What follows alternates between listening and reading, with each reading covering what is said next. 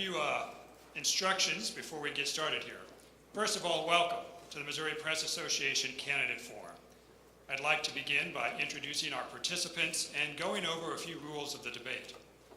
Earlier today, candidates drew numbers to determine the order in which they will be making opening remarks. They are arranged on stage in that order. Starting closest to me, Democrat Crystal Quaid, Republican Mike Kehoe, Libertarian Bill Slants, and Green Party candidate Paul Lehman. After candidates give their opening statements, I will ask the first question. Then we will proceed to questions from our panelists.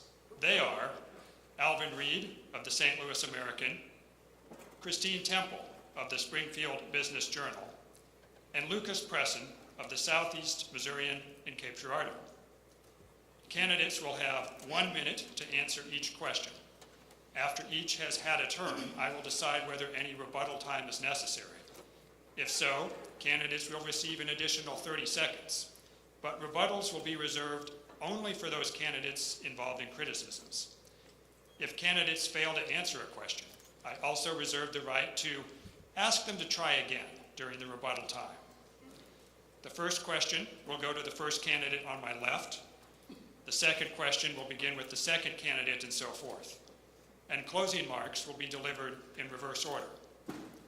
Signs will be held up showing the time remaining during remarks. Candidates, please adhere to the stop sign. And audience, please hold your applause until today's event is over. With that, let's begin. Crystal Quaid, you may deliver your opening statement. Thank you. Good afternoon, everyone. First, thank you to the Missouri Press Association for hosting us, and of course to my fellow candidates for being here today, and welcome to my legislative district. I've had the great honor of representing the city of Springfield and Jefferson City for the last 8 years, 6 of those as the Democratic leader in the state house. I'm running for governor, frankly, because we deserve better than what we've been getting. Missouri ranks last in public education funding. We have crumbling roads and bridges, police shortages all across the state, and the state of Missouri can't even pay its child care bills on time. And the folks who've been in charge are doing anything but paying attention to those issues. You know, in 2019, I told my personal story of abuse on the House floor, warning my colleagues what would happen when they passed the most extreme abortion ban in the country. And instead of listening, they went forward, and now there is a bill and a law in place that does not have exceptions for the 12-year-old rape victim from her family member. There are women all across the state of Missouri right now bleeding out on their own bathroom floors because our doctors can't do their jobs. I'm running for governor because I will uphold the will of voters. I will get politicians out of your doctor's offices, out of your personal business, and protect your freedoms. Mike Kehoe. Well, thank you as well to the Missouri Press Association and the candidates who are willing to put their name on the ballot. I think most of you know my story. I was born to a single mother. I'm the youngest of 6 kids. And my brother and my sisters and I just worked odd jobs to literally put food on the table and keep a roof over our house. Most people would say I was at disadvantage growing up, but I would argue that I had a family of love, of faith, and one that promoted hard work. And I lived in a country, in a state, where you start doesn't necessarily determine where you finish in life. I think all Missourians should be able to live the American dream, no matter what their background is or what neighborhood they grew up in. That's why I've been very, very involved in supporting and expanding Missouri's vocational and technical training to make sure Missourians are trained for the high-paying jobs that I know our employers have to offer. That's why I've tried to lead efforts to reduce burdensome regulation and red tape, cutting taxes for businesses so that they have the opportunity to invest capital in their businesses and provide for those jobs. I think Missouri's fundamental responsibility is that we provide safe neighborhoods, and that will be the thing we do, J1, by investing in the police, and that's why I'm running for governor. Bill Slants. Good afternoon, and thank you to the Missouri Press Association and for my fellow candidates on the dais up here. It's a great honor to be here. My name is Bill Slants. I'm your Libertarian candidate for governor. I want to tell you just a little bit of story here. I'm going to imagine yourselves riding down the road. You're driving your car into a very new territory, a city you've never been in before. And what's the first thing you're going to do? You're going to turn the radio down. You sit up in your seats, and you start paying much closer attention to what's going on around you. As libertarians, and I know all of you are libertarians out there, most of you just don't know it, I'm asking you to stop letting the government drive. sit up in your seat, pay attention to what's going on, and let's limit the government to its most basic functions. Thank you. Paul Lehman. I'm Paul Lehman. I grew up and was born and raised in southeast Missouri. We got a representative from there. And a family of 8 children. I have two children of my own and 3 grandchildren. I was educated at Southeast Missouri State University with a BS in education, and then from Eden Theological Seminary in St. Louis with a degree, a Master of Divinity degree, and so I'm an ordained minister. So I have education experience, I have ministerial experience, and I want to run for governor to be able to be the first green governor of the state of Missouri. There's lots of things that the big, not elephant, but the big gorilla in the room is the need for green economy. All right, candidates, thank you for those opening statements. We will now proceed to questions, and I will ask the first one. Missouri law currently prohibits abortion except in cases of medical emergency. A proposed constitutional amendment on the November ballot would create a right to abortion. Do you support this amendment? Why or why not? Crystal Quaid, you're first. I absolutely do support Amendment 3. You know, we had over 380,000 Missourians sign a petition in less than 3 months saying that they wanted to vote on this issue, and I'm very grateful that we were able to do so here in November. Look, as I mentioned in my opening, the law that we have in Missouri right now is the most extreme in the entire country, without exceptions for rape or incest. And I personally have received phone calls from women who have gone to doctor's offices during an active miscarrying situation and sent home being told that they're not close enough to death yet. Our doctors are scared to do their jobs. Over 800 doctors just signed a letter this very week saying that they supported Amendment 3 because they're scared to go to prison to give access to health care. While my opponent most recently said that he is willing to sacrifice his own campaign to make sure Amendment 3 goes down, I will be a governor that will listen to the will of voters and get politicians out of your doctor's offices. Mike Kehoe. Amendment 3, I think, could be one of the most harmful constitutional amendments I've ever seen on the ballot. I will do all I can to see that Amendment 3 is defeated. My wife and I are the mother and father of 4 kids, and I recently found out just the last couple of weeks where I'm about to be a grandparent. I think that Missourians and elected officials' number one priority is protecting innocent life, the life of who can't speak for themselves. And I have had that conversation about exceptions, and I understand that there's some people that think that we need to work on that. But this law goes way too far. It's very extreme. I think there's a lot of problems in this wording of the ballot where it doesn't provide protections, appropriate protections to women, especially in the case of liability if there's a medical emergency. I just believe this law has gone too far. I would love to support other ways for families to grow, including adoption, measures that we can do with our state, and support pregnancy resource centers across our state to truly give women's health the proper role it needs and take care of our ladies across the state. Bill Slants. I'm personally opposed to abortion quite dramatically. However, this is not a government decision. This is not something that should be decided in Jeff City over a mass, one size fits all for everybody. It's unique to each and everybody, each individual out there has a unique and individual decision to make. Abortion, like end-of-life decisions, should be done with a counsel of your most trusted person, doctor, yourself, inner being. There's a very personal decision. The government should stay out of it. And having said that, there should be no government funding for abortions at all, period. Paul Lehman. I support the Amendment 3. The Green Party has been supportive of women's rights since day one, or since Roe v. Wade, and have championed that openly, and only recently have other parties stepped up to endorse that. My position on that is that people don't know what the trauma that women undergo, those who try to make that decision about whether or not to have abortion. And so we should remember that as government, that we have no business, as Bill said here, in the medical lives of individuals until viability. So I strongly endorse that measure so that we can have some kind of order and some kind of justice for women who are facing these very difficult decisions. Thank you. Our next question will come from Alvin, and it will go first to Mike Kehoe. Alvin? One of our November ballot measures would raise Missouri's minimum wage from its current amount of $12.30 an hour to $13.75 an hour next year and $15 an hour in 2026, with annual inflationary adjustments in following years. It also would require paid sick leave. Do you support this ballot measure? Why or why not? Mike Kehoe. As a Missouri businessman and somebody who's created hundreds of jobs over the 35-year period I've been in business, I would not be able to support the minimum wage petition. I believe that government should not be setting wages for people. I think the economy and business should. And when we change minimum wage standards, we actually affect those that we're trying to help the most.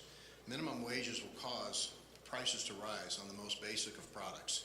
It also leaves a void for the youngest of people who want to start at an entry-level job. You take those jobs away from them, so you kind of create this false economy where kids don't have a job, and the products that the people who are buying, who can't afford it the most, the wages are going up on. We need to make sure that we let businesses set the wage. That's the appropriate place for that to happen, and that's why I think works best. Letting government involved in this does not work. The economy can set the prices. Bill Slants. Well, I agree with most of that. I oppose the minimum wage, absolutely. There should be no minimum wage in the state of Missouri. Entry-level jobs are not meant to be supporting of one's life or family. An entry-level job is a way to learn a skill. It's a way to learn, you'll find your way into the workplace. Minimum wage, believe it or not, was actually invented to oppress those who were not qualified to, not in the unions or not, in the tradespeople. They wanted to keep lower wage earners out of the workforce. So this is a completely upside down, backwards way of looking at things. I strongly oppose the minimum wage of any kind. Paul Lehman. I support the minimum wage amendment, as in fact the Green Party puts forth a $25 minimum wage goal, and that this is just partly on the way in a state that we live in. People need to be compensated for what they do. It's hard work for these low-income people, working poor, and then we want to suppress them even more by not allowing them a decent minimum floor for their wages. So I strongly support this and hope that we can use this as a platform for doing even more to support the poor in our economy. This goes across the board. It goes into the agricultural world as well, and where we need to upgrade do a kind of a complete overhaul of our agricultural system.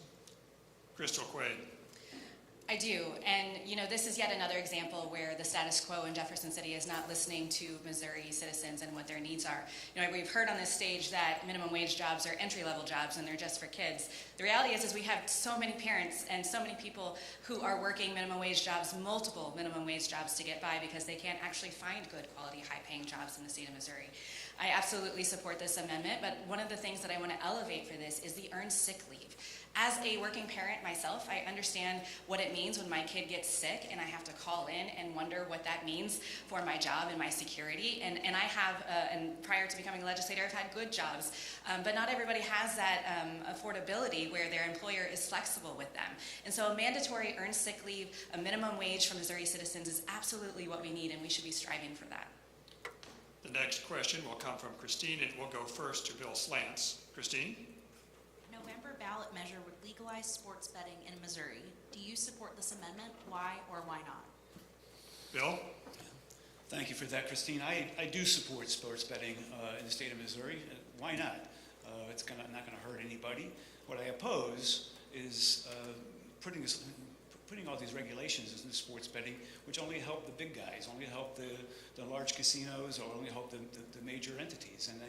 And it doesn't let the mom and pop shops go in there. So if you're going to legalize sports betting and you're only going to allow those major casinos to do sports betting, you're still going to have you're going to have your bookies out there still doing it for people who don't want to gamble at Caesar's Palace. I'm greatly offended that you sugarcoat the whole sports betting with proceeds going to education. I think that's a nonsense idea. It's this way of getting a bad tasting pill down your throat. But sports betting certainly should be legalized, no doubt. Paul Lehman. I oppose that proposal. And when I grew up, it was a common knowledge that betting of any kind or gambling of any kind was a sin.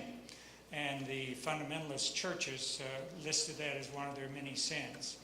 And now we've come to a point where we want to endorse that type of activity by the state, by the government. And so it goes against basically the will of the people in the past. And also the use of those funds for education that is totally erroneous and deceptive, because that money would go into the education fund, and as we know what the legislature will do, they'll say, oh, we've got all this money, so we don't need to budget any. And so the promise that will improve education or increase it is a farce and not true. Crystal Quaid. Yeah, I do support this ballot initiative, or this measure, and this is one, again, that I wish the legislature had been able to actually get this done appropriately. I don't love everything and all of the wording in this, but we've seen for years that the status quo in Jefferson City are in gridlock and fighting with each other instead of actually moving legislation through.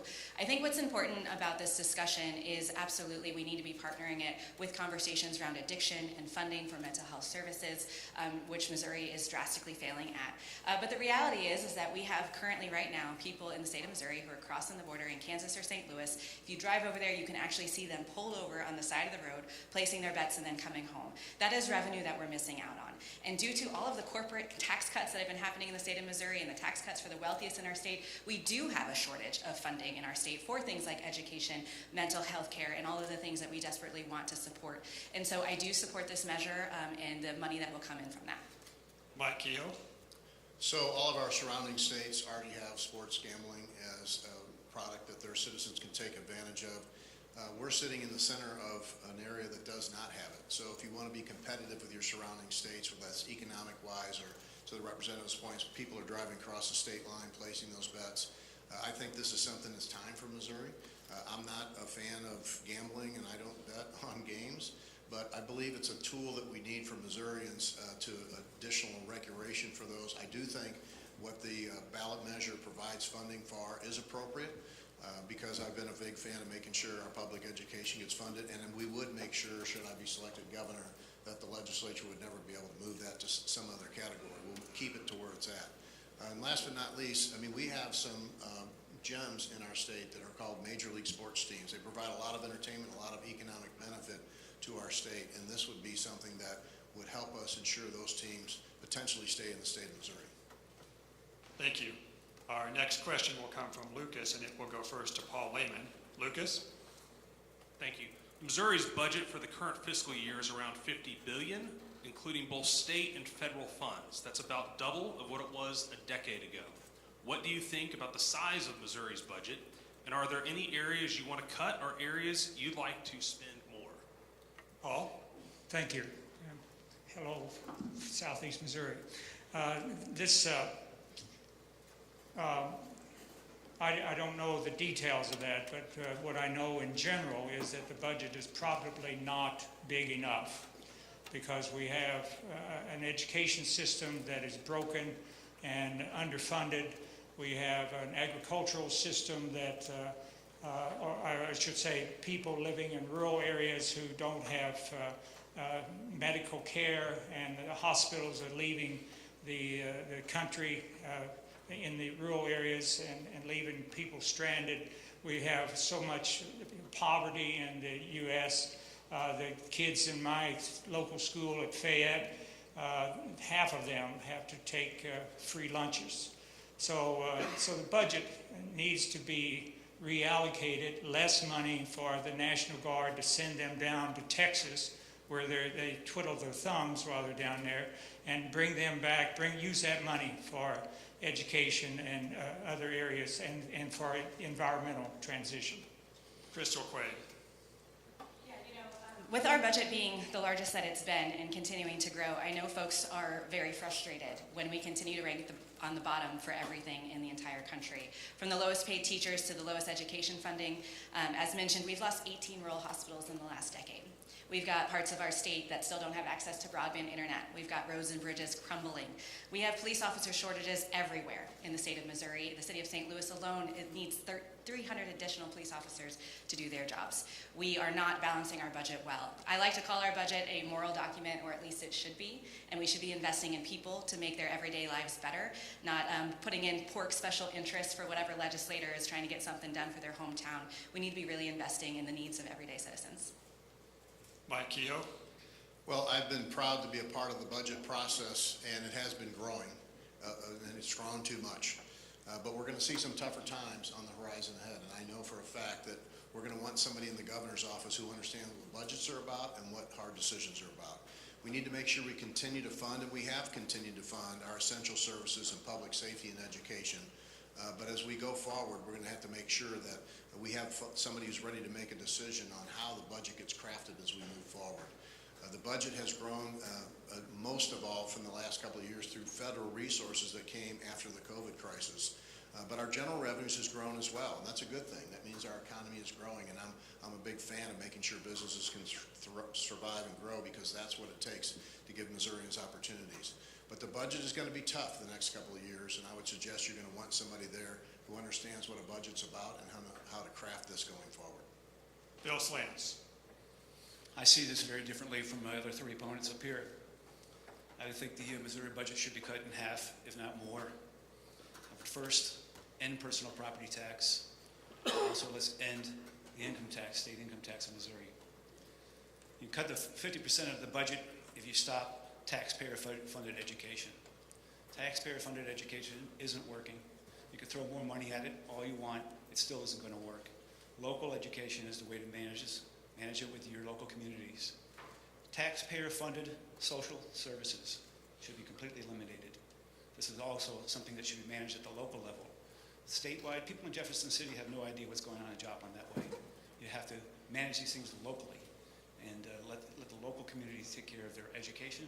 Let the local communities take care of their things. If need be, if you have to fill the coffers up, let's do it with a usage tax. You can do it through sales tax and fuel tax, but we don't need an income tax. We don't need personal property tax. All right, our next question will come from Alvin, and we'll go first to Crystal Quaid. Alvin? There's a large focus nationally about immigration at our nation's southern border. As governor, are there any state policies related to immigration that you would support or oppose? Or do you think that the state policymakers should stay out of this topic? Crystal? Yeah. Oh, thank you. The conversation around immigration right now in our country is real, and I know that so many Missourians are really nervous right now about the rise in crime and potential tying to that. Of course, we hear a lot about the parallels along with drug increase and trafficking in the state of Missouri. But here's the thing. As governor, the first thing that I would do, of course, is to work with our federal delegation. There's a bipartisan immigration bill that has been sitting in Washington for far too long. And as governor, I would work with our federal delegation to lean into that and make sure that we're getting something done.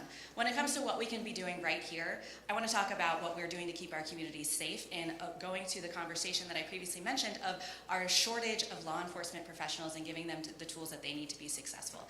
As mentioned, the city of St. Louis is down 300 officers. We just very recently had an entire division shut down because they didn't have anyone who would come work for the police force. And it's not just about raising salaries, it's about benefits, and it's about giving them the tools that they need to keep our communities safe. So as governor, my focus will be right here on Missouri, making sure that we're safe at home. Mike Kehoe.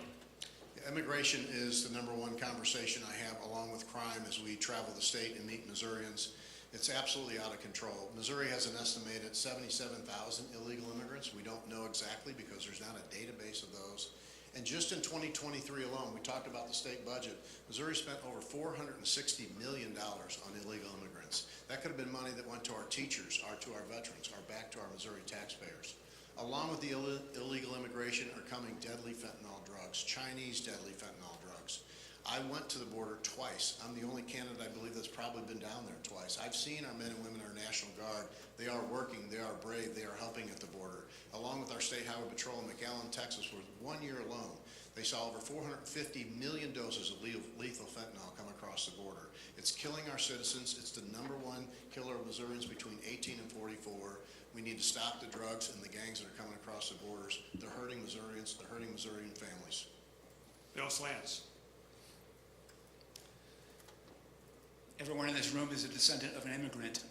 I welcome all immigrants. All I ask is that you sign the guest book on your way in. Immigrants provide a tremendous amount of great labor and great skills in this country the state needs. And I welcome them all. Like I said, just sign the guest book. We want to know you're here. We want to know what you're doing and why you're here. Fixing a major problem there, it would be to eliminate all taxpayer funds to anyone who's not contributing to society. Eliminate all taxpayer funds to immigrants. There's no housing, no food, no support, no social services for an immigrant that's coming in without any documentation, without anything at all. So let them support themselves and welcome all. Thank you. Paul Lehman. There are the immigrants, contrary to their being an expense on the government, they are an asset. I've just read an article that says that the immigrants produce $6.8 million of income for the state, and that they pay taxes also, whether documented or undocumented. Their employer is paying the taxes, but it's through them.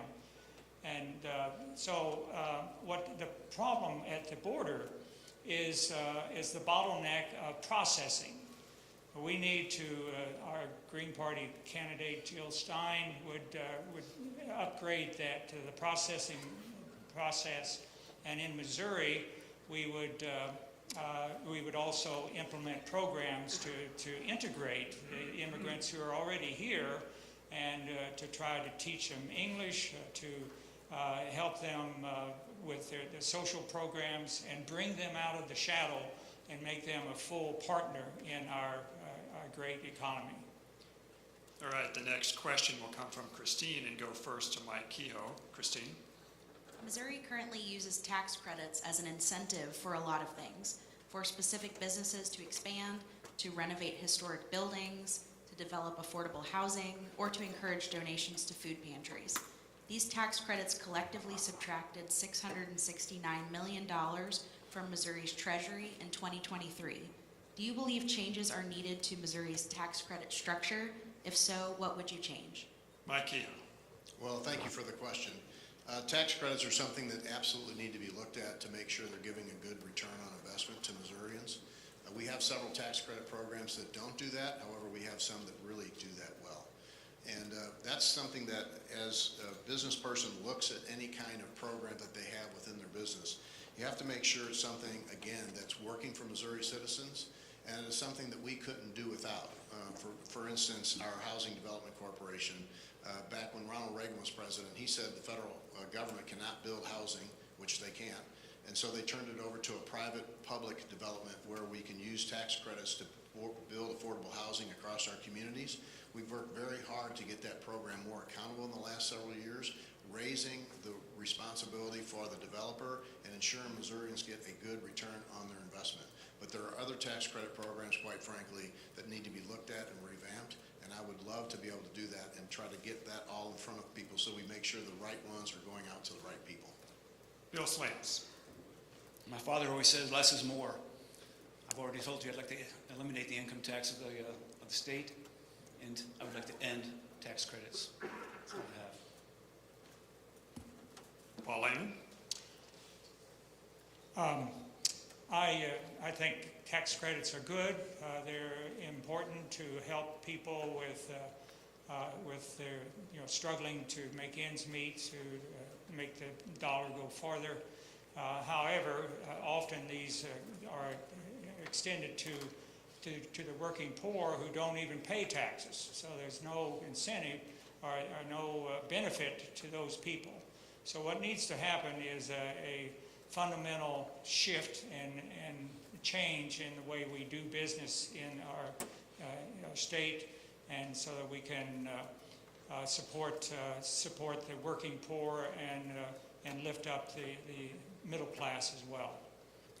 Crystal Quaid. I do support those tax credits. We're sitting in a very district that utilizes historic tax credits all the time. As somebody who's served on the budget committee in our state legislature, I will say I would like to see some more oversight, as mentioned, to make sure that the return on investment for tax credits that we're currently allowing to happen are actually good investments that are benefiting our state. But I want to have an even bigger conversation around tax credits and who they're actually helping and how we can expand on tax credits for everyday Missourians. One of the things that I hear the most about from folks is a problem with finding affordable and accessible childcare. And then I also hear at the same time the enormous expense that our families are taking on for elder care. One tax credit that I would like to support, and I've had this discussion in Jefferson City and filed legislation, is tax credits for early childhood education and tax credits for elder care. So many of our families are stuck in the middle where they've got a kiddo in daycare and then they're also taking care of their aging parents. And we as a state, when we're talking about tax credits, again, need to be putting everyday working class Missourians at the forefront of these discussions. Thank you. The next question will come from Lucas and go first to Bill Slants. Lucas. While we're on the tax discussion, Missouri's individual income tax rate is set to decline to 4.7% in January, marking the fourth straight year of tax cuts. Do you support further tax cuts to Missouri's income tax rates or other taxes such as sales or property taxes? If so, do you have a plan to offset a portion of the lost tax revenues? Bill Slants. Well, we've heard my answer to this question already, but 4.7 is a good number to start with. But bringing it down to 0 is a much better number. My plan, if you need to fill the coffers with some kind of money, would be on use tax. We would do that through either through sales tax or fuel tax. But by eliminating 50% of the Missouri budget, this amount of increase in sales and use tax would be very small, a small portion of that increase. What this does is it actually puts the services that Missouri is providing. It puts that directly in that space. So your fuel tax is going to pave the highways and help build the infrastructure. And sales tax will take care of the rest of the budget. So don't know if I answered your question, but that's how I try to manage that, or try to get that through. Take it from 4.7 down to 0. Paul Lehman. 4.7% doesn't sound like a very much when you're making $100,000 or $1 million. People can live on very nicely on the income left after paying their taxes. We need to have a graduated income tax. I'm not familiar with the details, so that the wealthy in our state, and we have a lot of them, can pay more their fair share. In the biblical analogy, you have the 10 talents, 5 talents, 2 talents, 1 talent parable. They often forget that the 10 talent person is paying back 10 talents, and whereas the 1 talent is supposed to pay back 1. So the burden, there needs to be a shift in taxation. And also another way to approach this is to provide universal health care, which is a major expense in people's lives. So we need to adopt that so that people have more income and the wealthy can support that opportunity to have equal access to health care. Crystal Quaid. Yeah, as governor, I want to have a real conversation around a fair tax structure. I don't think a lot of Missourians realize that right now in the state of Missouri, that the tax bracket, the top tax bracket, if you make $8,500 a year, you're paying the exact same tax rate as a millionaire. And so yes, the time in Jefferson City that I've been there, we've seen a lot of tax cuts. We've seen income tax cuts, we've seen tax cuts for corporations and for the wealthiest in the state of Missouri. I want to have conversations around taxes that actually impact, again, everyday working class folks. Conversations around getting rid of things like the food tax. I know as a mom, when I go grocery shopping for my family, I see the increased cost of buying groceries every single day is a real thing that's impacting folks.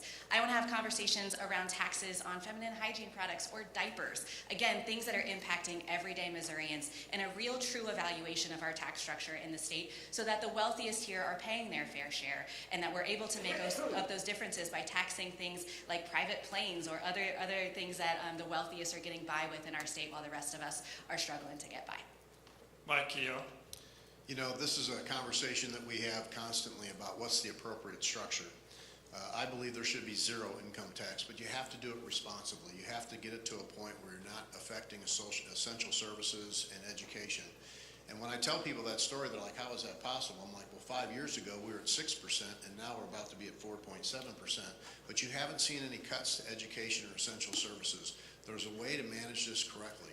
And most importantly, I believe that Missourians can spend their money way better than any elected official could ever spend it.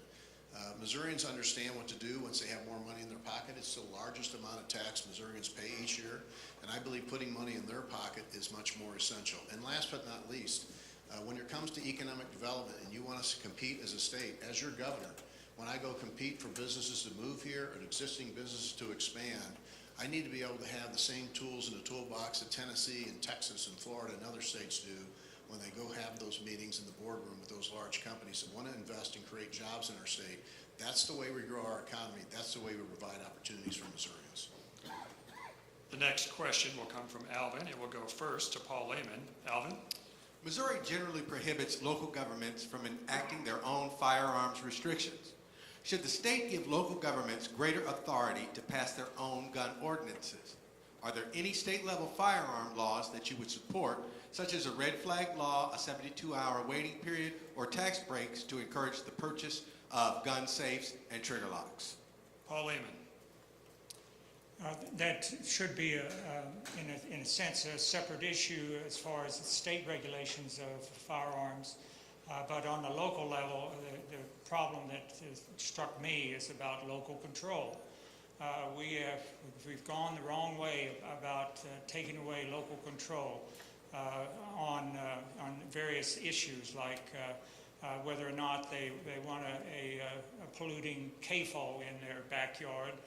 They're not allowed to do that, or to determine the budget for policing in Kansas City. That's another avenue of taking local control away from the local community. And as was said here just a minute ago, Missourians know how to take care of themselves, and they don't need the state to dictate to them what they can and can't do on a local level. And so I believe that there needs to be an increased effort to control firearms, to ban assault weapons would be a good start, and then do a great background check. Okay. Crystal Quist. Yeah, I grew up in rural southwest Missouri, and so I understand firsthand the need for firearms when you've got a copperhead coming after your chickens, right? Like, I understand that. But I also understand the real conversations that we need to be having in the state of Missouri. You know, I've talked with law enforcement officers all across the state and asked them, what is it that you need to be successful? And one of the things we hear the most about is access to firearms, particularly with youth. You know, just very recently, we had a school shooting at CVPA in St. Louis, where unfortunately people died. That family reached out to law enforcement officers multiple times for them to come out and meet with the family, because that person who had access was in a mental health crisis, and they wanted those guns to be taken away just temporarily while they were able to keep that child safe and get them the help that they needed. Law enforcement could not actively go in and do their jobs, and because of that, we had people die. When we talk about the conversation around local control, of course, what's going on in Webster County where I grew up is different than what's going on in inner city St. Louis. And I do support the conversation around letting communities decide what is best for them, working with their law enforcement officers, working with parents and their local municipalities to find out what really will be helpful. Mike Keogh. One of the most fundamental rights we have as citizens of this country is our Second Amendment rights. I grew up in a different environment in inner city St. Louis, and it was an environment that was multiple gangs were literally right outside the door of our house. None of those folks that were carrying weapons then or today went to the store to purchase them. So every time we put more restrictions on a citizen's Second Amendment rights, we actually hurt the citizens who are trying to do this law-abiding and legally. We need to make sure we understand that as we move forward, we don't infringe on those rights. We continue to work with existing laws and support our police to reduce crime, improve mental health, and make sure that we're doing the right thing to take the criminals off the street and not allow them to be there to acquire these weapons. Second Amendment rights will always be something that I am very strong to work on and to make sure we protect for all Missourians and all people across this country. Bill Slants. I agree. The Second Amendment should not be infringed. I don't see where local gun laws are going to help at all. In local gun law, if you're traveling from county to county and that law happens to be different from one county to the next, what's going to happen to the gun holder that has got a gun in his car? This community says yes, that community says no, and now you're driving across county lines, and it gets kind of messy. So I can't agree to any type of gun control in that way.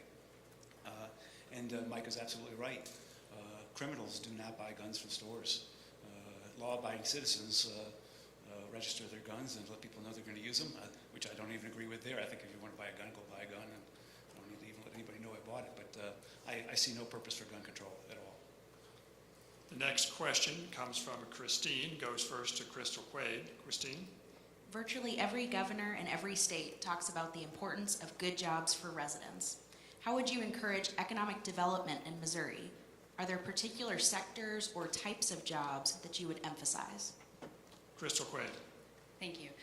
Yes, absolutely. Good jobs is one of the most important things that a governor can do is to set the stage and the plans for this. Look, the reality is that I think as a state we need to understand that not everybody needs a four-year degree and not everybody wants to go to college. And so step one is making sure that we have good pathways to good paying jobs that provide good benefits, partnering with folks like our labor unions and our local community colleges and giving them the support that they need to train up talent that is accessible for our business owners. You know, when we talk to business owners, it's imperative that we ask them, what do you need in a trained workforce, and that we're working together to be able to provide that. But the other thing that's really important about bringing good jobs to the state of Missouri are things like infrastructure, things like access to internet, things like access to health care. As mentioned, you know, there are places in the state that don't have access to broadband right now. As mentioned, there are places in the state of Missouri where folks drive almost an hour to get to an emergency room. So when you're a small business owner trying to recruit somebody to come work for you in some of our rural parts of our state, and you tell them that we have underfunded education systems, you're not going to be able to get to a doctor within an hour in case you have an emergency, oh, and you might not have internet for your teenager, they're not going to want to come to Missouri. Mike Keogh. I'm proud to have a record of creating hundreds of jobs for Missourians across the state in my several businesses that I owned, with the help of a lot of people, by the way. So workforce development and making sure Missourians have an opportunity is essential to how the state continues to grow. You know, a little over 60% of Missourians do not attend a four-year college or university. We have some great colleges and universities, including right here in Springfield and across the state. But we also need to provide an opportunity for those men and ladies whose heart is in a different spot. So improving career and technical education opportunities across our state is vital to me. Working with labor, working with other organizations that have incredible training programs to put people on the job and get them in a nice, high-paying, skilled wage is very important to us. That's how we grow our state economy. Putting more money in Missourians' pockets always results in a good outcome. And I believe with my experience of actually creating jobs across the state, we'll be the jobs leader should I be elected governor. Bill Slants. I agree with Mike. California, New York, Connecticut, Massachusetts, companies are flying out of those states at a massive rate here because of high tax rates. You want to create good jobs here in the state of Missouri. Get rid of the business income tax. Get rid of the business tax period. Don't tax these businesses. Let those businesses use their proceeds to pay and train their employees. This is the best way to get good jobs in the state of Missouri. Get rid of any business tax you have there. You'll see the jobs come. Paul Lehman. Of course we need good jobs, but we need to stop the slide away from that. So when people talk about creating jobs, they're usually talking about low income, low wage jobs that are paid sometimes minimum wage or a little better, a little above that, and not a living wage, which would be more like $25 an hour, and that's even low. So in the farming sector, which I have a special interest in, the farmers are leaving the land because they're not getting the money for their labor and proper labor. And that's because of these industrial agricultural complex that's driving farmers off the land and preventing them from growing. We talk about regulation. Small businesses are over-regulated so that they can't function. And if we had the universal health care, that would be one thing that they wouldn't have to worry about in their efforts. The next question will come from Lucas and go first to Mike Kehoe. It seems there has been an increase in online threats made by juveniles against other students in schools, and in some cases businesses. What, if anything, do you think should be done about this at the state level? Mike Kehoe. Well, thank you, Lucas, for the question. Just coincidentally, I had a long conversation about with a sheriff from Cole County last night about this very issue. We really are struggling right now with juvenile officers across the state and making sure they're in the right position and we make sure we have access to them. Because should a young person go online and make some sort of threat, the local law enforcement can pick that person up, but then they get turned over to the juvenile officer.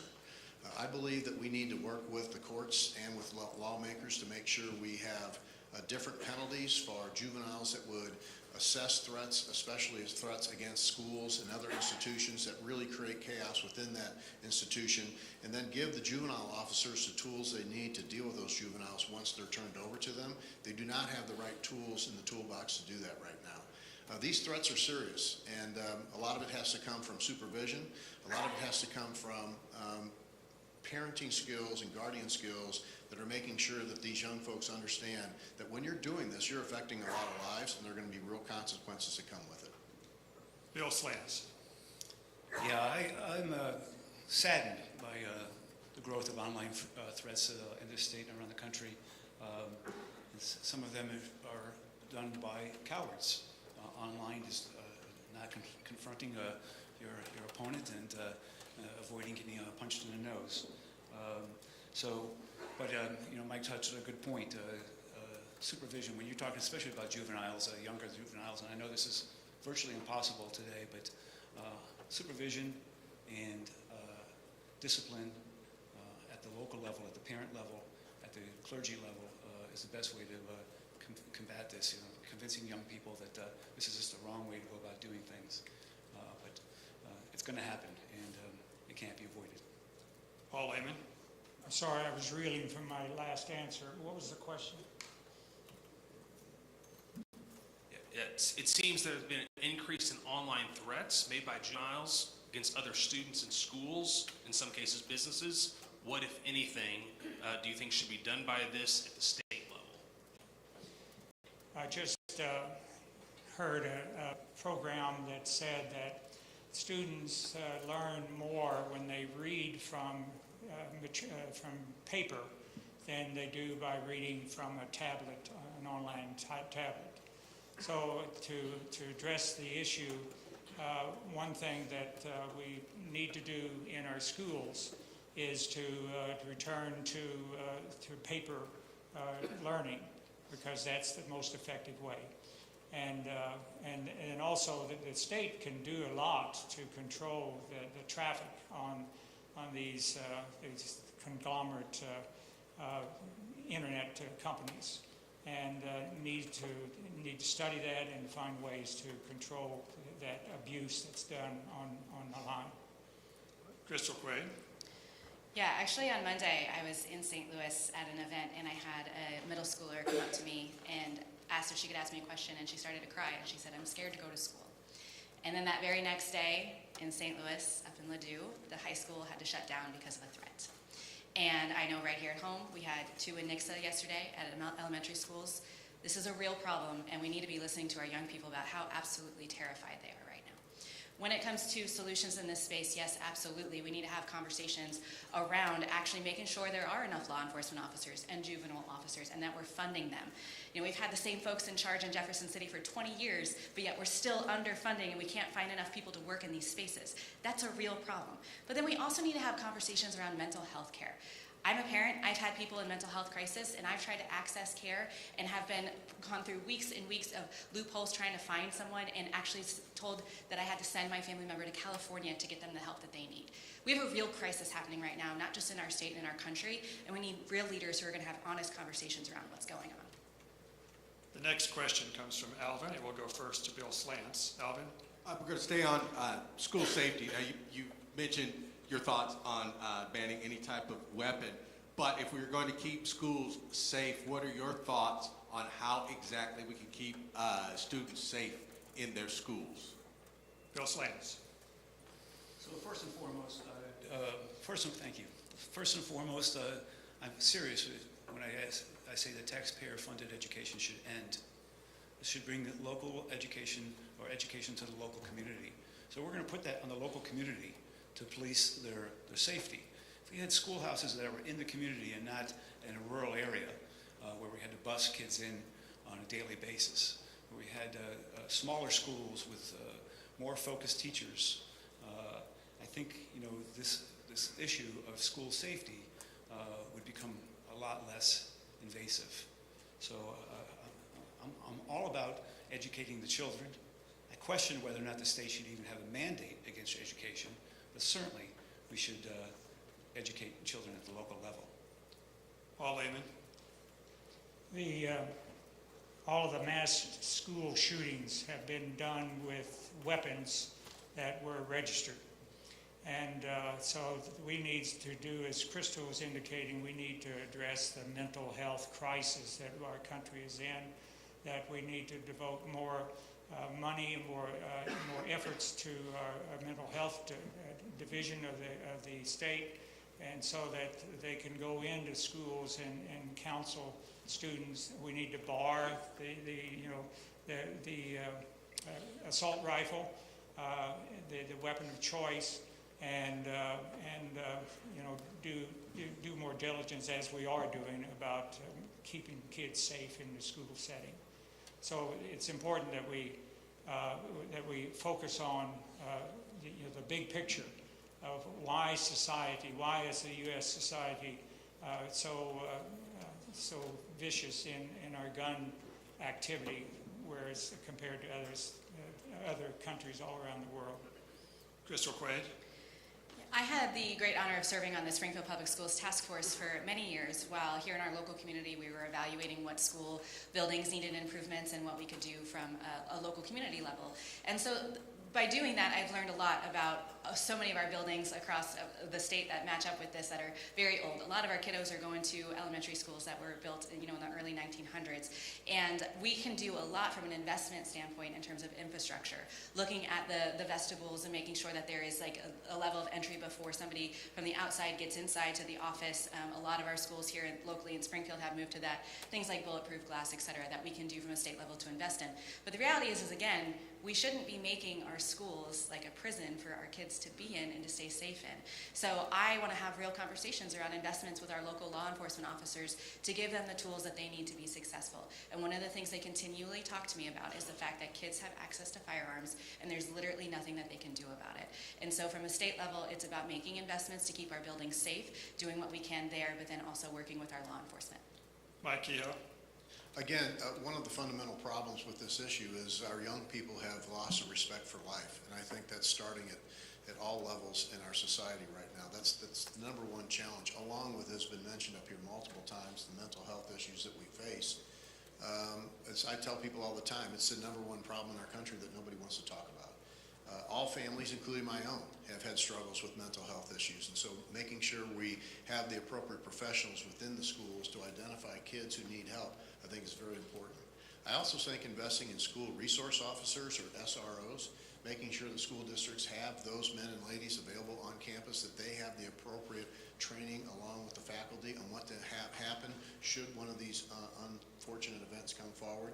And then I think we can use technology. We have an incredible advantage right now in this country of technology that can detect various things that come into schools and make sure we monitor them so we have an advance warning if something unfortunate were to happen. Right. We have time for one final question. Christine? The Missouri Chamber of Commerce has stated the state faces a child care crisis because of a shortage of affordable providers. Do you agree, and what, if anything, would you propose to do about this? Paul Lehman, you're first. We need to enable more people to engage in child care. I think that a couple years ago there was further restrictions on what you could do to take care of children. That's one thing. We need to have universal health care so that monies can be used to provide child care and support the child care givers who need to do these things. And so it's broken. I mean, we have a broken system that needs to be corrected, and we need to value our child care givers and pay them a decent salary. Crystal Quaid. And when I first started running for office in 2015, and I would knock doors and I'd ask folks, what do you want from your state government? The number one thing I heard from folks was affordable childcare. And that's why one of the very first bills I filed when I got to Jefferson City had to do with affordable childcare. And I've been working on that issue ever since. And quite frankly, I'm really glad that folks in charge are starting to have this conversation, because I know people like my mom have been struggling with this for decades.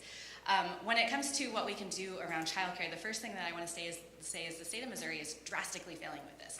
I don't know if you all saw recently in the news the past few weeks, but the state of Missouri right now is not even paying its child care providers' bills on time.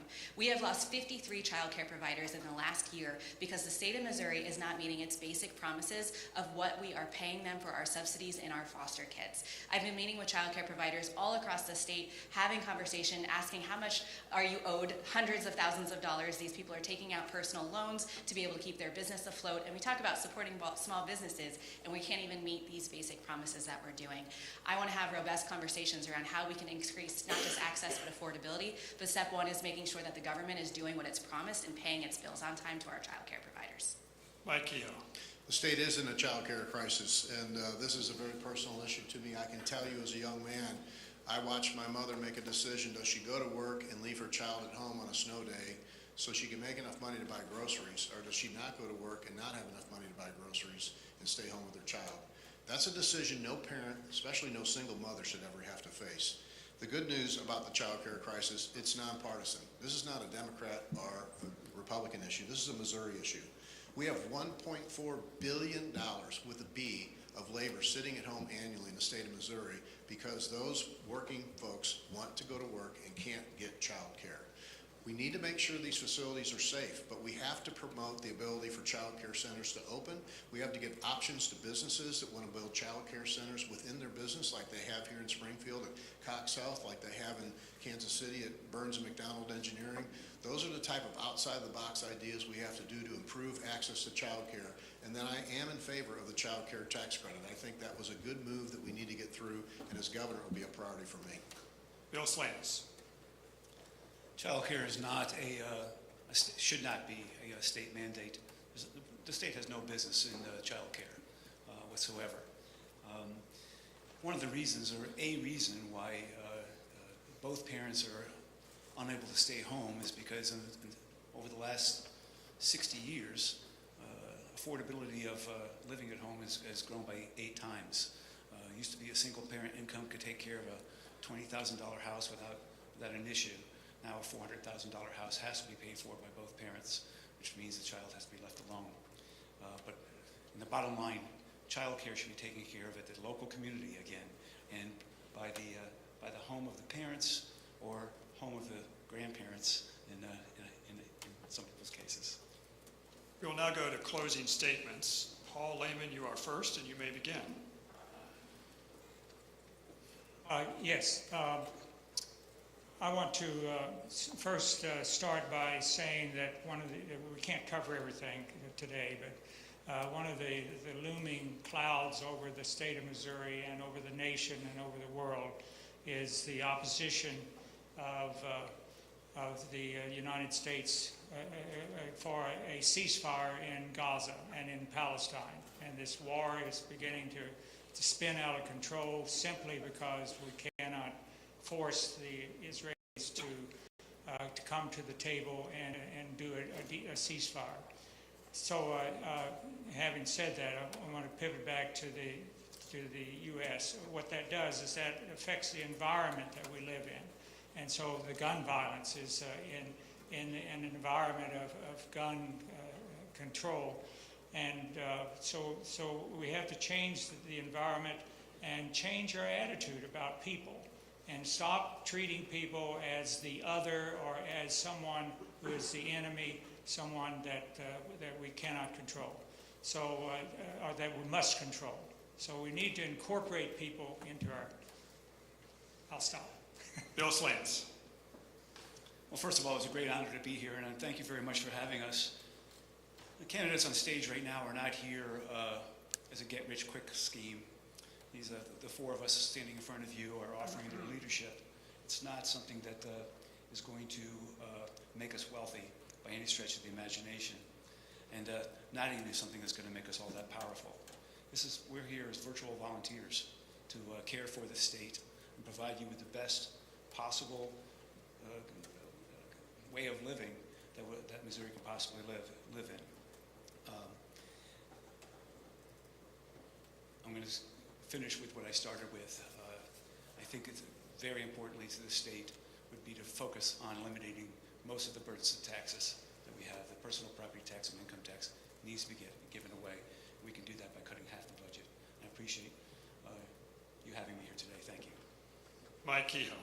Well, thank you again for the Press Association for hosting this and for the candidates that would be there. You know, I spent 40 years of my career as a small businessman creating jobs and opportunities for Missourians and rewarding success, not punishing it.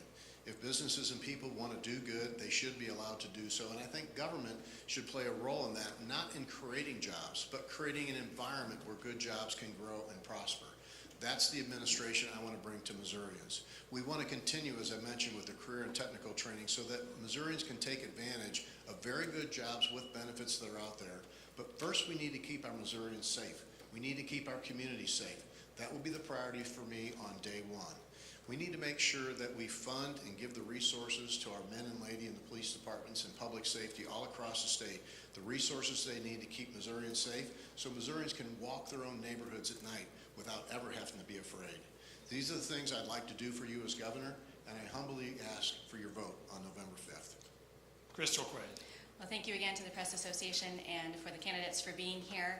I grew up a regular working class kid. My mom was a waitress most of my life, and my stepfather drove almost an hour to get to the factory. And because of their hard work and dedication, I'm the very first in my family to graduate high school. And I worked my way through Missouri State University to become a social worker. I got involved in government because there weren't enough regular people at the table making decisions. But I'm running for governor because we deserve better than what we've been getting. As mentioned here today, we rank lowest in education funding in the entire country. We have crumbling roads and bridges. We've lost 18 rural hospitals in the last decade. We have police officer shortages all across the state of Missouri, and we deserve better than this. Instead of investing in the things that matter most, what we have seen from my opponent and folks on the other side in Jefferson City are these continued government overreaches into our personal lives, whether it is in our doctor's offices, what books our kids can read. The focus of what's been coming out of Jefferson City is absolutely wrong. As your governor, I will get politicians out of your doctor's offices, out of your personal lives, and I will protect your freedoms. Thank you guys for being here. Well, that concludes the Missouri Press Association candidate forums for governor. If you stick around in 20 minutes, we'll have Senate candidates on stage. But now is the time to give your applause to these gubernatorial candidates.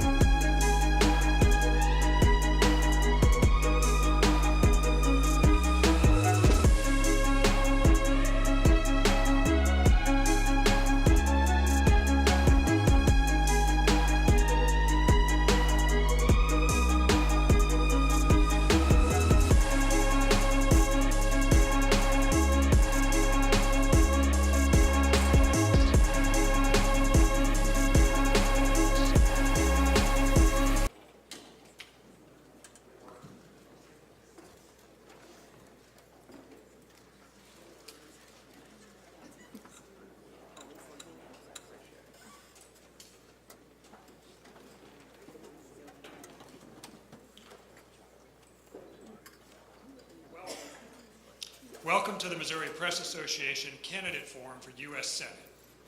I'd like to begin by introducing our participants and going over a few rules of the debate. I'm David Lieb with the Associated Press and will be serving as your moderator. Earlier today, candidates drew numbers to determine the order in which they will be making opening remarks. They are arranged on stage in that order, starting closest to me, Nathan Klein, Lucas Kuntz, Jared Young, and Josh Hawley. After candidates give their opening statements, I will ask the first question. Then we will proceed to questions from our panelists. Our panelists today are Alvin Reed of the St. Louis American, Christine Temple of the Springfield Business Journal, and Lucas Presson of the Southeast Missourian in Cape Girardeau. Candidates will have 1 minute to answer each question. After each has had a turn, I will decide whether any rebuttal time is necessary. If so, candidates will receive an additional 30 seconds, but rebuttals will be reserved only for those candidates involved in criticisms. If candidates fail to answer a question, I also reserve the right to ask them to try again during the rebuttal time. The first question will go to the first candidate on my left. The second question will begin with the second candidate, and so forth. And closing remarks will be delivered in reverse order. Signs will be held up showing the time remaining during remarks. Candidates, please adhere to the stop sign. And audience, please hold your applause until today's event is over. With that, let's begin. Nathan Klein, you may deliver your opening statement. Well, first I want to thank the Missouri Press Association for inviting all of the candidates so the Missourians can see all of their choices, and that's very important. I myself am not running against the other candidates on this stage. I'm running against the pay-to-play political system that has sold our democracy to the highest bidder. We all know that that is the case. I and other Green Party volunteers have worked thousands of hours over the last few years, standing on street corners, getting petition signatures so that I and other Green Party candidates can stand on this stage and give Missourians the choice to vote for a candidate that won't take corporate money, that won't take billionaires' money, and will serve just the people of Missouri. We think that's very important and very different than what we see happening, because we are not being served. If you're not a wealthy donor, if you don't have a lot of money, you don't have any say, and that ain't how it's supposed to work. Lucas Kuntz. All right. Hey, I just want to say how excited I am to be here. I've got my wife here too. Thank you for being here. Thanks everybody for having us. You know, I'm just a kid who grew up in a working class neighborhood in mid-Missouri. My parents, you know, they were Catholic and followed the rules, so 4 kids. Ended up going bankrupt when my littlest sister had to have a heart surgery. And, you know, for me, it's a really hard time for our family. And we made it through that time because the people in our neighborhood who didn't have any more money than we did, you know, they passed the plate down at my mom's prayer group for us. They brought more food by the house than we can eat and really just took care of us. And I've spent my entire life trying to pay them back. A lot of folks in that neighborhood were veterans. One who was very special to me, who we lost this summer, was a Marine. And I thought the best way to pay them back would be to become a Marine like him. And so I did it. I deployed to Iraq. I deployed to Afghanistan twice. I worked in the Pentagon. This is next step in that service. You know, I'm going to make sure that I serve the people of this state, the people of that neighborhood, take care of them, bring the money home, and help them make their own decisions in their lives. Jared Young. Thank you for having me here. Appreciate the invitation. I am here today because most Americans, and especially most Missourians, are completely disgusted and exhausted and frustrated with the state of our national politics. Our system is broken. Our leaders have completely lost the ability to disagree productively and engage with each other to solve problems. The two parties have decided that hatred and anger and contempt are their best tools for winning elections. And we need leaders who reject the party playbook. If we send Josh Hawley or Lucas Kuntz to Washington, nothing will change about the way Washington works.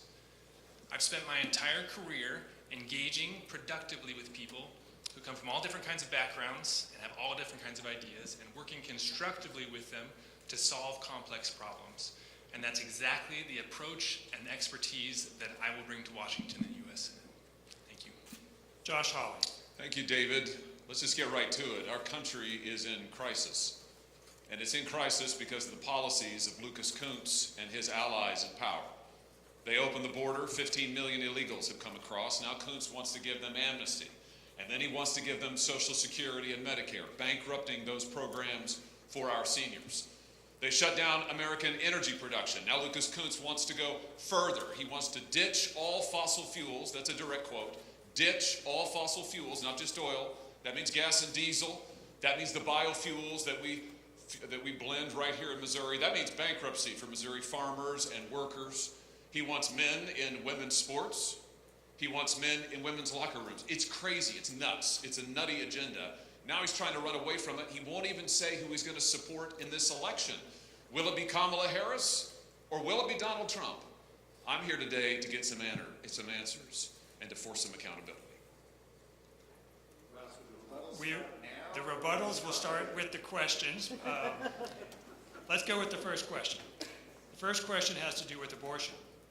Abortion policies have diverged greatly in states since the U.S. Supreme Court overturned Roe v. Wade. Would you support federal legislation to either establish a nationwide right to abortion or impose nationwide limits on when abortions can be performed? Or do you think the issue should be decided solely by states? The first question begins with Nathan Klein. Well, I and the Green Party have always supported a woman's right to be in charge of her own body. We're not pro-abortion. We are pro-woman's right to be in charge of her own body. You can either give the right to the infant, the fetus, or the woman. You can't chop them in half. It's a hard choice, but the living woman is in charge of her own body. And the Green Party are in charge of making sure that right is enshrined throughout our country through whatever mechanism that we need to use to make sure that happens. And the Green Party and I will continue to work hard to make sure that the right of women to be in charge of their body remains, enshrined in our law. Lucas Kuntz. Yeah, Missouri's got the most restrictive law in the country, right? We're the first state in the country to do that. It's Josh Hawley's abortion ban. It bans all abortion, even in cases of rape and incest from day one. I think that's wrong. I think Missourians are smart enough to make their own decisions about how they live their lives, how they build and protect their families. As a U.S. Senator, I'm going to promise you right now, I will codify Roe versus Wade because we can't have no exception for rape and incest like Josh Hawley has put into play. And it's critical that we do that and we put me in the U.S. Senate on this issue because despite the fact that we have a constitutional amendment this fall where we are going to codify our rights to abortion, Josh Hawley has signed on to a national abortion ban. He wants to override the will of Missouri voters. I don't believe in that. I will protect in vitro fertilization, something he has refused to do twice now on the record. I will protect contraception because I believe that those things are important for everyday Missourians so that we can make our own decisions. This guy wrote an article in 2013 in the Springfield News Leader saying that both in vitro fertilization, the morning after pill, and other types of contraception are the exact same thing as abortion and should be treated like that. It's wrong, and I'm on the opposite side. Jared Young. I'm pro-life. I believe that every abortion is a tragedy, but I also believe the pro-life movement does itself a disservice by taking uncompromising and all-or-nothing positions. And I think the situation we see in Missouri right now is a perfect example of that. When Roe versus Wade was struck down, Missouri went all the way as extreme as it possibly could on abortion, and naturally we had a backlash. And now we're in a position where Amendment 3, if it passes, is going to put us in a place that allows even more abortions than we had under Roe versus Wade. And so I think we need to find a place where we're preventing as many abortions as possible, but we're still leaving room for compromise. And that's an area where most Missourians can be comfortable. And if we can actually sit down and discuss it like reasonable people, that's the solution that we'll reach. Josh Hawley. David, I don't support a nationwide ban. I do support reasonable federal restrictions, limits on abortion like partial birth abortion, like when the baby is capable of feeling pain. What I will not support is imposing on the state of Missouri and all the other states abortion on demand through 9 months with taxpayer funding. That's what Lucas Kuntz wants. That's what the Democrats in Congress have repeatedly tried to force on us. And now they want to go further. In fact, Lucas Kuntz and his allies want to go further. They are trying to change our Constitution in this state this year to not only on abortion, but to overturn our ban in the state on transgender surgeries for minors. That's on the ballot this fall. Lucas Kuntz and his allies are supporting it. They talk about reproductive health, but what it really does is it allows transgender surgeries for minors without parental consent. I think it's nuts. I think it's absolutely crazy. I voted against it in the Senate, and I would love to hear Lucas Kuntz explain to Missouri why he's in favor. Lucas, we'll give you 30 seconds for Chance, huh? Here you go. Look, I mean, this is what politicians do election year, right? They lie, they lie, they lie. It's everything the man said on TV about me and things like that, right? It's not true. He has co-sponsored a national abortion ban to override the will of Missouri voters.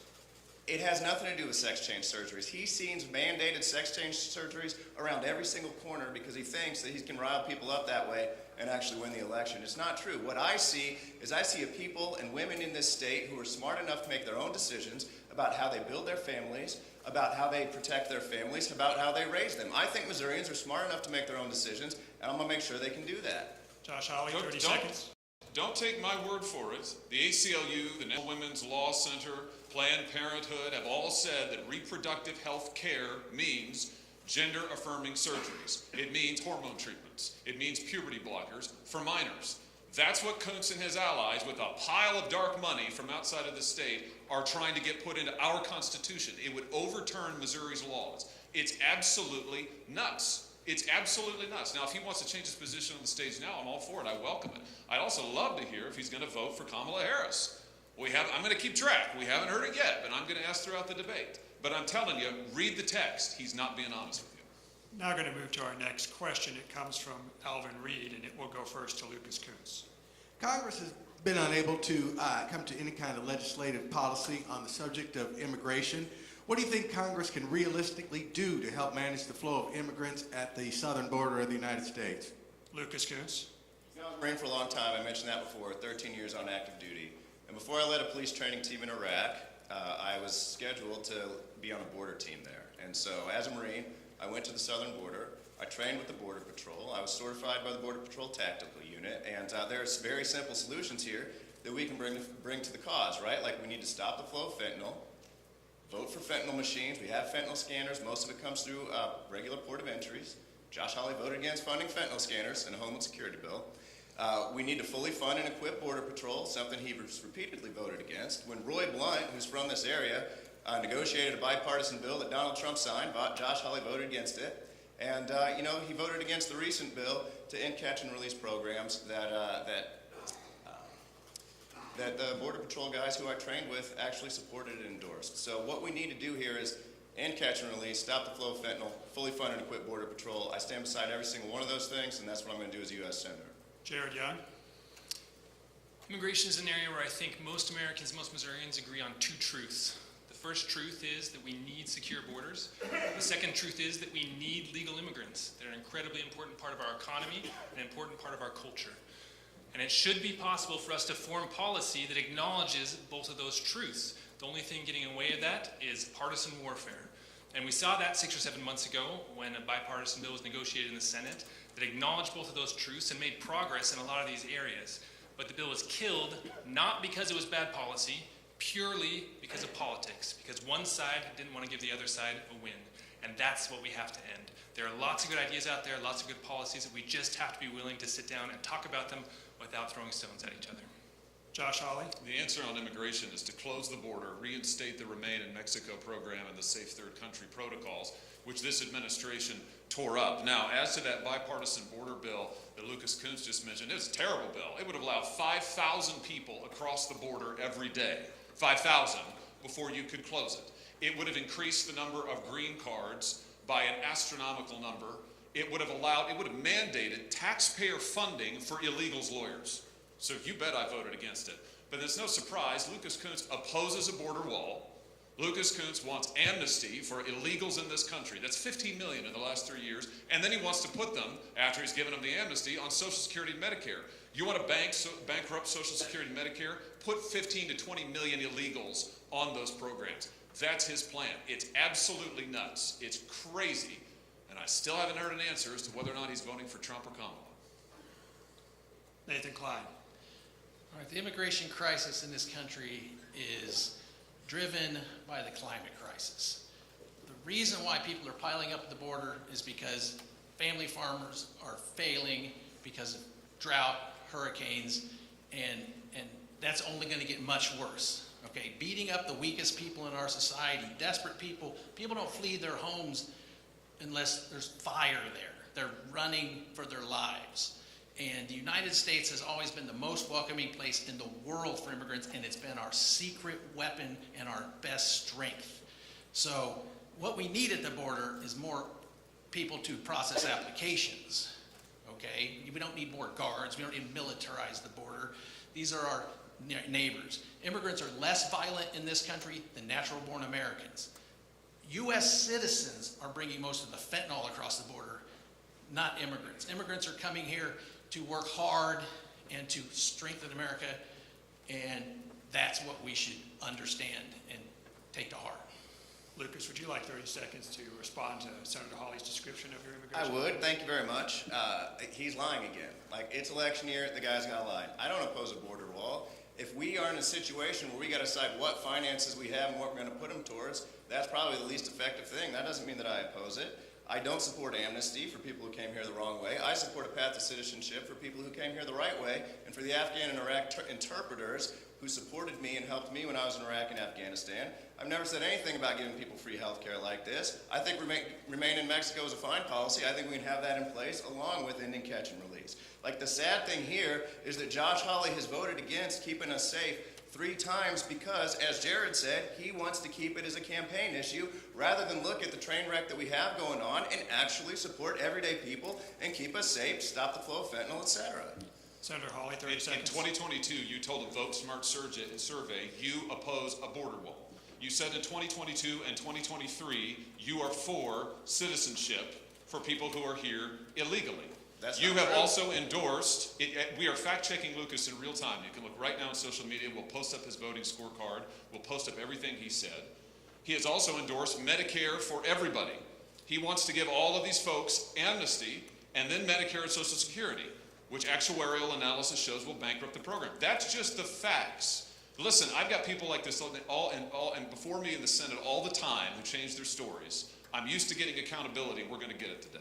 Josh, you're used to lying, and you're continuing to do that. I support health care for United Candidates, States. we're going to move to the next question here. The next question will come from Christine, and we'll go first to Jared Young. Many of the income cuts passed by Congress in 2017 are due to expire at the end of next year. Do you support the extension of these tax cuts, or do you think some taxes should be allowed to rise, such as on high-income earners or corporations? Are there any additional tax cuts you support, such as expanding the child tax credit or repealing the income tax on tips or overtime pay? Jared Young. Okay, so there's a lot in that question, but I'm glad you asked it because one of the things that doesn't get talked about on the national stage right now by either party is our national debt and our increasingly ridiculous deficit spending. As long as we continue to ignore this problem, it's a ticking time bomb. It's going to blow up on us, and we have to have leaders that are willing to tackle it. Now, solving that issue is going to require some hard decisions. It'll require both cuts in spending and increases in revenue. So when we talk about the 2017 tax cuts, I think those led to a lot of great things for our economy. But we have to make sure we're being really smart about which things we extend and which things we let go. I'm in favor of things like raising the Social Security cap on high-income earners. I'm in favor of things like means testing Social Security so that we can get that program back on a solvent path. But I'm also never a fan of raising taxes. So we just have to be smart, and we have to be able to live within our means and start making decisions that will lead us down that path. Josh Hawley. I do favor increasing the child tax credit. In fact, I just voted to expand it just a couple of weeks ago. I do favor eliminating taxes on tips and on overtime pay. I think that's terrific for workers. What I will not support is the kind of energy tax that Lucas Kuntz will impose by ditching all fossil fuels. He told American Prospect magazine in 2021, you can read the article, we'll post it, that he wants to ditch all fossil fuels immediately, not just oil, all fossil fuels. He wants to decarbonize our entire economy for a cost of $4.5 trillion. That's his estimate. The taxes that will result on for Missouri families are astronomical. The loss of jobs is unimaginable. The loss of biofuels in this state will be devastating. The loss of industry in this state will be unimaginable. And if you think we're too dependent on China now, wait until he gets his way. It's nutty. It's absolutely nutty. And there's no way that I'd support it. It'd be terrible for the state. Nathan Klein. All right, well, tax policy in this country has gotten real goofed up since when it used to work. I support something like the Eisenhower-Nixon tax rates of the 1950s, the greatest era of widespread prosperity and shared power amongst Americans. The Eisenhower-Nixon tax rates had the top tax rate at 91%. The blue team and the red team are arguing it down in the 20s, and we know the rich and powerful have so many tax cuts they don't even pay taxes at all. So what we need to do is raise the taxes on the wealthiest Americans, 3 of whom own more wealth, have more power than 50% of all Americans. That is a moral crisis and the root of the struggles of American families. We need to go back to the era of redistributed progressive taxation that led to the greatest era of American shared prosperity. And I'm the only person on this stage that will stand up for that, for sure. Lucas Kuntz. Sure, so before we start the time, am I doing this whole national security energy stuff first? Do I save that? Do I just do a minute and a half? What's the plan? It's your time. What's that? It's your time. These 2 guys get to talk. Well, I'm asking, do I get another 30 after the minute? No, you get a minute, and then there's 30 seconds for Bob. Oh, I see, okay. So, well, I support tax cuts for everybody under $400,000. We're gonna keep those. I will always stand beside working people every single day because that's what supported me and my family when we were going bankrupt. Period. If you're getting tips, they shouldn't be taxed, and I'm for expanding the child tax credit. Like, we need to take care of working people in this country. As for what that also means, it means putting America first in the next generation of energy and manufacturing. I have a Marshall Plan for the Midwest to build out that energy and manufacturing, have good union jobs right here in the Midwest. Josh Hawley's voted against investment here every single chance that he gets, and when he talks about energy and China, he is letting China get ahead by being in the pocket of oil companies, right? And that's not where we should be right now. We should be investing in the next generation because what's going to happen is we're going to swap out a cartel of energy people run by the Saudis, the Venezuelans, and the Russians for China if we don't make the investments in the next generation of energy. He doesn't want to do that because he's owned by oil companies. I think it's gross. It's bad for America. It's bad for America's energy. It's bad for all of us. It's bad for our energy future. It is a real national security issue where we have to take control of our future on this. Senator Hawley, would you like 30 seconds on I that? would. Number one, I don't take corporate contributions. Number two, I didn't hear any response to the reality, the fact that Lucas Kuntz wants to, quote, ditch all fossil fuels, not just oil, he says, all fossil fuels, all. That will absolutely devastate this state.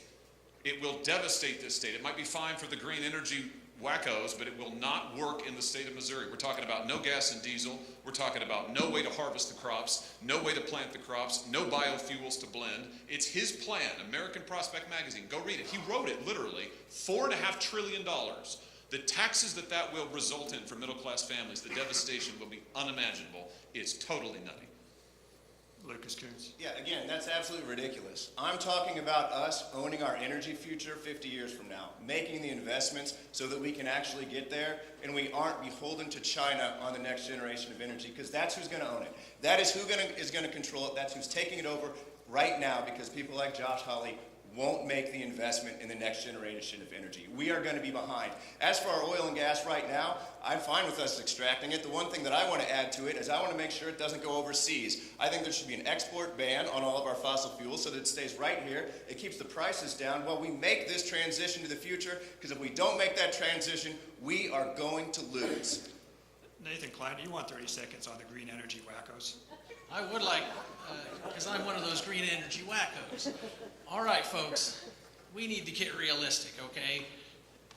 All of the climate scientists have been telling us for generations, and we're talking about thousands of PhDs in dozens of fields all over the world, that if we don't stop burning fossil fuels, that human civilization is it's existential crisis.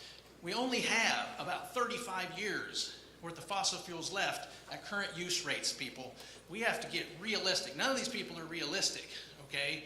We have to get off of them and we have to figure out how we're going to live without them because human civilization is going to collapse long before we even get to burn it all. Wake up. We're going to move on to the next question. It comes from Lucas Presson, and it goes first to Josh Hawley. Your question? Polls say inflation is going to be one of the top issues in this election year. Many people have been frustrated by the higher costs of food, prescription drugs, housing, and general living expenses. What do you blame for this situation? Is there anything that you believe Congress can do to address it? Josh Hawley. Thank you. The cause of this is because the liberals in power, Lucas Kuntz's allies, followed his plan and shut down American energy production. Joe Biden came right into office, shut down American energy production. And that caused inflation to absolutely surge. You want to fix the inflation problem? Reopen American energy. And that includes right here in the state of Missouri. We blend 250 million gallons of biodiesel, 300 million gallons of ethanol every single year in the state. Kuntz's plan to ditch all fossil fuel. He just said a second ago, I want to protect exports. Go read his piece. We're posting it right now. Ditch all fossil fuel. He says he wants to push us to electric vehicles. Do you know where those are made? 70% of them made in China. Do you know who controls the electric vehicle component manufacturing? It's China. Do you know where we will be getting our energy if we can't use our own fossil fuels and biofuels? It'll be China. We will be dependent on the Chinese communists if Lucas Kuntz has his way. Now, again, if he wants to change his position and renounce his article, I'm all ears. I still haven't heard an answer as to who he's voting for. Maybe he likes President Trump's energy policy. He can tell us right now. I'd yield the balance of my time if he wants to answer that. Nathan Klein. Is the question about inflation or is the question about? Questions about inflation. Okay. Last time we had this kind of inflation in this country, okay, was during the Nixon administration in the 70s. What did Nixon, no kind of communist, okay, do? He ordered a price freeze in this country because companies were gouging the American consumer, okay? And he said, if you raise your taxes, I will put you in jail, okay? Nobody on this stage are all far to the right of Richard Nixon, okay?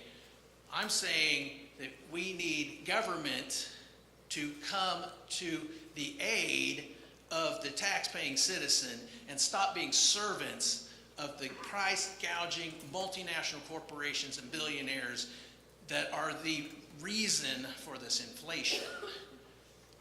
Lucas Kuntz.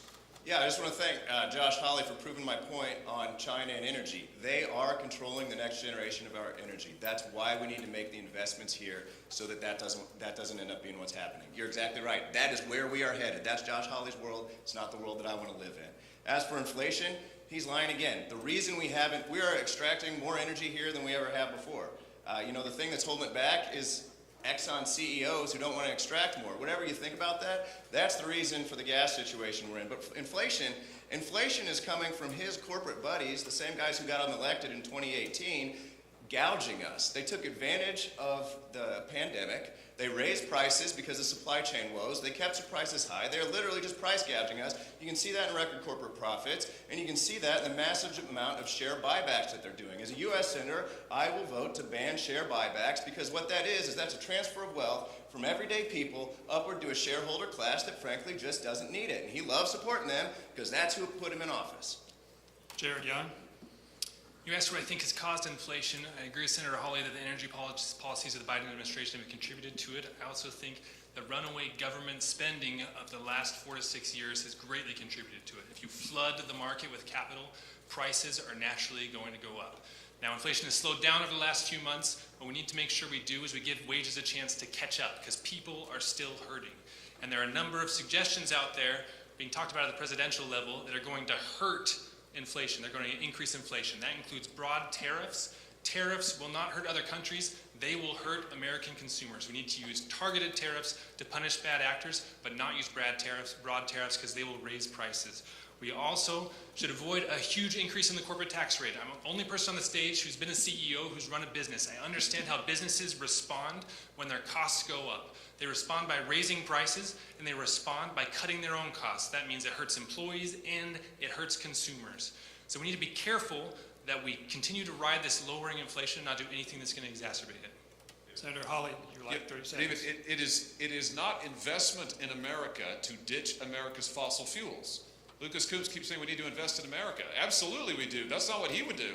Ditching our fossil fuels, shutting down our energy production, stopping biofuels in Missouri, that's not investing in America. That's bankrupting America. That's the problem. That's what he wants. $4.5 trillion, his energy plan. It's nuts. It's absolutely crazy. And the idea that closing down American energy production hasn't led to higher costs, go tell that to the Americans who can't afford gas. They can't afford groceries for their kids. It's because of his policies. And I still haven't heard if he's voting for Kamala. Lucas? Yeah, my policies have nothing to do with this. What I'm talking about is putting us in charge of our energy future. That's it. I want us to control our energy. Josh doesn't care about that. Right now, we are controlled by a cartel that consists of multinational corporations like Exxon, who specifically said, their CEO said, I don't make decisions based on what's good for America. I make decisions based on what's good for me. A cartel led by that guy, the Saudis, the Venezuelans, and the Russians, and he's proposing replacing that with a cartel led by China in the future. Absolutely not. We need to make the investments in the next generation of energy so that we can move beyond that cartel controlling our energy costs. We're going to go to the next question. It's coming from Alvin, and it will go first to Nathan Klein. Alvin? All right, let's discuss healthcare costs. They continue to rise, placing a significant financial burden on families and individuals across Missouri. What specific policies would you support to reduce the cost of healthcare while ensuring that quality care remains accessible to all? Nathan Klein. Well, Alvin, as you should know, as we should know, is the United States pays twice as much money per person as any other country in the world, and yet has worse outcomes than any of our peers. This is profound failure. And you go to blue states that are completely controlled by the blue team and red states completely controlled by the red team, and you have the same exact problem, okay?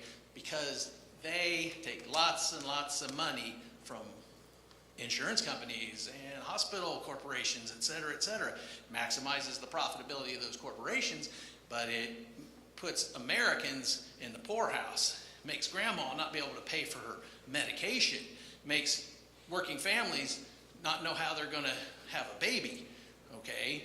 Now, what we need to have is universal, single-payer, government-funded health care like every other industrialized country in the world, but neither the blue team or red team will give it to you. Only the green team will.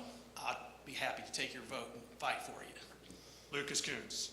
You know, this issue is personal to me. As a kid, my family went bankrupt from medical bills, and we didn't make it because country club politicians like Josh Hawley were there for us. We made it because the people in our neighborhood who had no more money than we did passed the plate for us down to my mom's prayer group and brought more food by the house than we could eat. I think that's wrong. I don't think you should go bankrupt in this country because you've decided to have a kid. I think that's criminal. It should be changed. And, you know, that's why I'm so proud to take no corporate PAC donations, but also to take no money from any pharmaceutical executive, no big pharma executives. And I think we need to, you know, one thing I saw that happened recently was we capped the price on insulin. That needed to happen. Josh Hawley voted against that. I think we need to enforce our antitrust laws because these big hospital systems are buying up small providers and they're shutting them down so that we have to travel for our insurance. We need to stop share buybacks. Insurance companies have conducted $140 billion in share buybacks over the last few years. That's money, that was our money. That was our money we paid in premiums that they gave back to them. And the last thing is, we have pharmaceutical benefit managers, PBMs, that are running the pharmaceutical industry as middlemen, and they're literally just cutting the pharmaceutical companies out so they can't do anything. They're cutting the small pharmacists out, and they're taking all the profit for themselves and gouging us at the register. It's wrong. They need to be broken up. Jared Young. I think the thing that makes America great, that's made our economy so great, is free market forces. We have unleashed the free market, and the sectors of our economy work best when the players in those sectors are subject to market forces. And I think the problem in healthcare, I think we all acknowledge that there are problems in healthcare. The problem is that so many of the players have not been subject to market forces. So I'm in favor of reforms, including with PBMs, including with insurance providers, that make sure they're being subject to the same market pressures, the same competition that players in other sectors of the economy are subject to. That's what will create efficiencies. I'm not in favor of the government taking over healthcare. If you think healthcare is painful and inefficient right now, wait till the government takes it over. You won't like what you get. Josh Hawley. The answer is, number one, we should cap the cost of prescription drugs. And I mean all prescription drugs. These pharma companies, they charge us one price. They charge the Canadians and the Europeans something half or less than that. I've introduced legislation that would say whatever price they pick in Europe or Canada is what they can charge here in the United States of America. They're making money hand over fist. No more of that. We should cap the cost of insulin. Lucas Kunz just lied to you. I was one of only, I think, 6 or 7 Republicans who voted to cap insulin prices. I've introduced a bill to cap insulin prices. We'll fact check him right now on social media. I tell you what I wouldn't do. I would not put illegal immigrants on Medicare. What I would not do is take 15 or 20 million illegals, give them amnesty like Lucas Kunz has advocated for years now, and then put them on Medicare. That will bankrupt the Medicare system. It is wrong for our seniors. It is wrong for those American citizens who have paid in for years to that program and rely on it, literally for life-saving help, to have illegals taken away and bankrupt them. And Lucas Kunz is wrong to propose it. If you'd like 30 seconds, Lucas, go ahead. Well, I mean, on the instant claps, he voted for it before he voted against it. I think we've seen that quite a bit out there, right? And as far as the immigrants getting, he's just making this up. Like, I have never proposed that, and I don't think that it's right. I do think, however, that U.S. citizens, like my family, who went bankrupt from medical bills, and like those in that neighborhood, should have access to affordable health care and shouldn't be getting gouged and robbed by PBMs, by insurance companies, and all your other buddies. I think it's wrong, and we got to do something about it. Josh Hawley, our 30-second rebuttal kicks it back to you. Yo, sure, absolutely. Well, first of all, you notice now he did just admit I did vote to cap insulin, so thank you. We'll still fact check it. Listen, when you say that you want amnesty for 15 to 20 million illegals, when you say that you want Medicare, you have in 2022 in the vote survey, in the last Senate race you said it, in 2023 you said it again. You have endorsed repeatedly Medicare for everybody, which by the way includes illegals now. You've endorsed these plans. We'll put it all online as I'm speaking. You can go there right now. And whoa, David. Whoa. Well, you're doing that too. Okay. So here's Lucas, David. our 30 seconds is about over here. We're going to move on But to I think the it's next my question. time, isn't it? Well, It's my time. we're going to move on to the next question. Well, no, let me just finish this. And this question is going to come from Christine, and it's going to go to Lucas Kunz first. Former President Donald Trump has proposed steep tariffs on imports from China. Do you support a more aggressive tariff policy toward China? Or do you have concerns this ultimately would harm American consumers? Lucas Kunz. When I was at the Pentagon, I did arms control negotiations. I did counter-weapons and mass destruction. I was a Marine stationed there on the Joint Staff. And I actually extended for a year to work in Donald Trump's Undersecretary of Defense for Research and Engineering office. And the reason I did that is because I see our competition with China as one of the greatest threats that we have right now, and I see them getting ahead on literally everything, including energy, which we've talked about a lot tonight. And so for me, I think this is about keeping America in charge of its own national security. I think we should have tariffs. And I also think that needs to come with, like that tariff money, anything we get from that needs to be put into investment where we are counteracting what they're doing. Because, if that money just ends up going to shareholders, et cetera, it's not going to work out. Like, we have to invest in our energy future. We have to invest in our production. When I was at the Pentagon, we had a study where we found you can't make a single weapon system, major weapon system, without inputs from China. That's crazy. I don't care what side of the aisle you're on. That's crazy. But that's a result of Josh Hawley's policy. It's a result of his laissez-fairness and his ignorance of national security. Jared Young.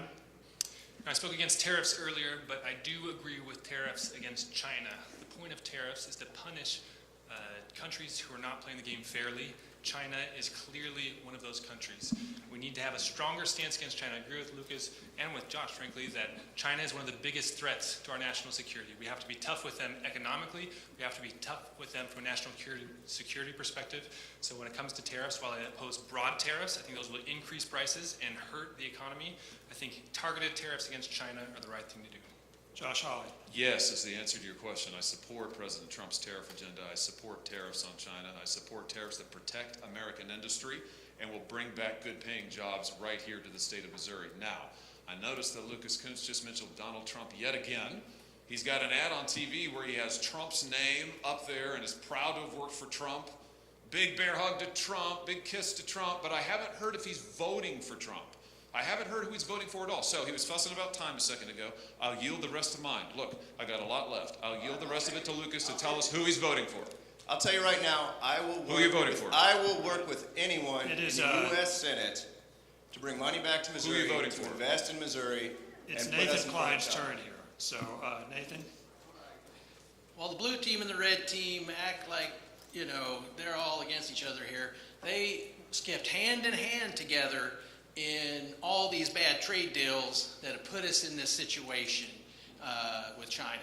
Almost all of them together, you know, past, you know, most favored trading status for China and NAFTA and GATT and all these bad deals, okay? And now they're like arguing over, you know, the wreckage that they've caused. We need different leadership that is going to, number one, we have a low energy future in the future if we're going to survive on this planet. And we need to make self-sustaining communities that feed themselves, produce their own energy, and et cetera. You know, all of these international supply chains are going away, people. We need to have leadership that recognizes this and takes us out of the burning building that we're in, which is the climate crisis, and towards a sustainable future that our children and grandchildren can continue to live on this planet. And there's only one party that's talking about that, and that's the Green Party. Okay, the next question will come from Lucas Presson. It will go first to Jared Young. Lucas, your question. Russia's war against Ukraine has been going on for 2.5 years. The U.S. has supplied both money and weapons to Ukraine. Do you support the United States' continued military and financial support for Ukraine? Explain why or why not, and what is the solution to end the war? Jared Young. Yes, I support continued support to Ukraine. I believe that Russia and China and Iran represent a serious threat to our country. They are actively working to undermine our interests. They're actively working to undermine the world order that served us so well for the last 60 or 70 years. And in order to push back, we need to have a strong stance. We are at a stage where our allies don't trust us and our enemies don't fear us. And both the Trump administration and the Biden administration have contributed to that problem. So we have to be strong against our enemies. Now in Ukraine, in terms of how to end the war, I think we need to give more support, more consistent support to Ukraine. Yes, we've given them lots of money and lots of weapons, but it's always been slow, and it's always been it's too little too late. Josh Hawley. No is the answer to your question. I do not support continued funding to Ukraine. We've spent, what, $200 billion on Ukraine? By the way, we haven't tracked a penny of it. The Senate has repeatedly voted down my efforts to track every single penny of what we're spending. We have absolutely no idea. Lucas Kuntz has been in favor of unlimited funding for Ukraine. He's tweeted about it, he's talked about it, he's written about it. We need to stand by Ukraine, more money to Ukraine. I'll tell you this, in St. Louis, Missouri, and St. Charles, as we sit here right now, there is nuclear radiation in the soil, in the water, in the air, under homes. I think it's time we spent some money compensating the victims of that radiation, cleaning that up before we spend another penny in Ukraine, while our allies, by the way, in Europe, like Germany, sit there contributing next to nothing compared to us. So I don't support the Ukraine First policy of Lucas Kuntz and his allies. I don't support hundreds of billions of dollars more in Ukraine spending. What I do support is taking care of our people, taking care of the folks right here in this state who are hurting and dying of the highest rates of cancer in the nation as we sit here. That ought to be our priority. Nathan Klein. The disastrous war in Ukraine is a perfect example of the blue team and the red team skipping hand in hand to Armageddon, okay? Both of them have been through blue team and red team administrations since the end of the Cold War, when Bush Sr. promised Gorbachev that NATO would not be moved 1 inch toward the Russian border. Now we're trying to push into Ukraine. The Russian bear has been pushed into the corner. It's our military projection on their border, not their military projection onto our border. We have over 800 foreign military bases. No other country has 5. Okay? We need to stop this aggressive military posture around the world, which is just making their wealthy weapons manufacturers a whole bunch of money, but endangering us, and bring that investment back to our communities to serve the tax-paying American working class, health care, education, transportation, etc. That's where it should go, and stop endangering us with their aggressive foreign military adventures. Lucas Kuntz. You know, there's a fun video of Josh Hawley, I'll have the team post it, of him ranting and raving about how Joe Biden is not giving Ukraine enough help and enough weapons and saying that's what Ukraine needs, that's what Ukraine's asked for. Again, this guy, he just flips and flops on everything during election year when he thinks it's going to help him out. Is the only person, as far as I know up here, who's ever worn a uniform, who has ever put boots on ground in a foreign country. In Iraq, I led a police training there. I had I had 12 Marines and a Navy corpsman who my job was to conduct the mission and get us home safely, which thank God we did. I deployed to Afghanistan twice. I can tell you right now, the number one thing we need to do is make sure we do not put boots on the ground somewhere else. Our aid to Ukraine at $200 billion is infinitely cheaper than the $6.4 trillion we spent in Iraq and Afghanistan, supposedly nation building there, once we put boots on the ground. Of course, I think we should do the cheaper option. And what I don't want to do is what he wants to do, and that's set us up for a war with China. Because if you think Iraq and Afghanistan were too expensive, I'm going to tell you what, a war with China is something that none of us can ever afford. 30 seconds if you'd like. Go ahead. Well, I think we just heard there was a word salad worthy of Kamala Harris, so we won't say who he's voting for. But what you notice he did say is that he supports continued funding for Ukraine. I do not. I have voted repeatedly against it and been attacked repeatedly for it by members of my own party, which I'm absolutely fine with, because my priority is Missouri. My priority is this country. And so long as nuclear radiation victims in this state are not compensated, I'm not going to vote for a dime more funding for Ukraine. I don't have to hem and haw about it like he just did. I can tell you straight out, just like I can tell you who I'm voting for this November. And Lucas, we're still waiting. I'm going to take my 30 seconds. Go ahead, Lucas, 30 seconds. Absolutely. Again, I'm the only person up here who has ever worn a uniform.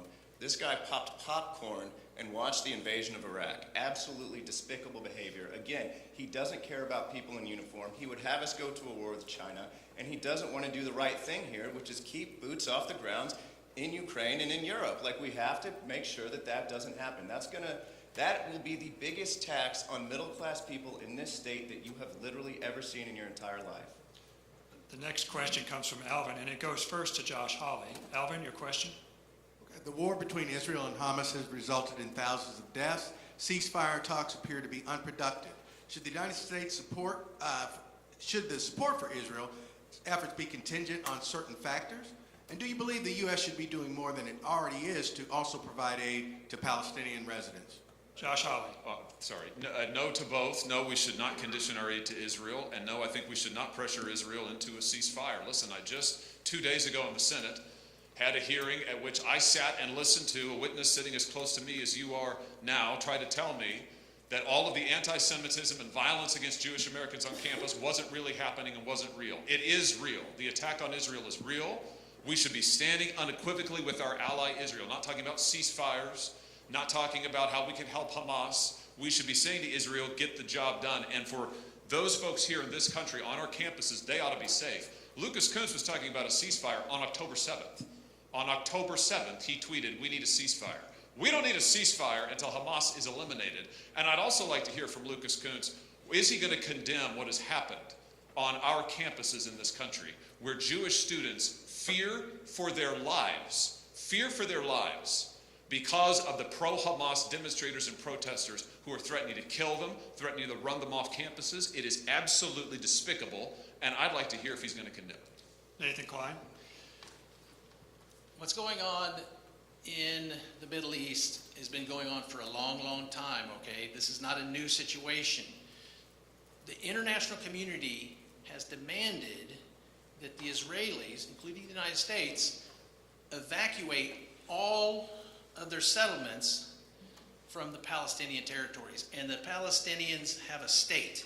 Right now, the United States by itself at the UN is stopping the world from doing something because of our veto at the Security Council to stop this mass murder in Gaza, okay? We've got two criminal operations, Hamas and the Israeli government. It has nothing to do with race. It has to do with war crimes. And the United States, if the United States would simply let the world act, then the murder would stop tomorrow and we could move to negotiations and a settled peace in which two states with two respected people can live side by side. And that's what we need to move toward and stop dropping sending billions of dollars for bombs to pour gas on that fire. Lucas Kuntz. I believe there's no place for anti-Semitism or any type of hate on our college campuses or anywhere in this country. And I think if you look back in time, the person who spews the most hate up on this stage is the guy all the way to my left. And as for what happened on October 7th, I think it was an absolute tragedy. You know, kids at a music festival and everything that went along with that. I think Israel had a right to defend themselves. And I think what we've seen over the months since then is, that defense has led to thousands and thousands of civilian lives being lost. And as far as I know, I'm the only person here who's been in a war zone, both Iraq and Afghanistan. I can tell you right now that killing all of the civilians or having thousands and thousands of civilians die does not bring about peace. Taliban has Afghanistan right now. ISIS is still running through Iraq. We killed a lot of people there. That's not how this works. I think we need to get to a negotiated ceasefire that brings back the hostages. I think that should be one of the conditions. Because really, for everybody's peace and security, that's going to be the best. It's going to be best for Israel, it's going to be the best for Palestine, and it's going to be the best for all of us. Jared Young.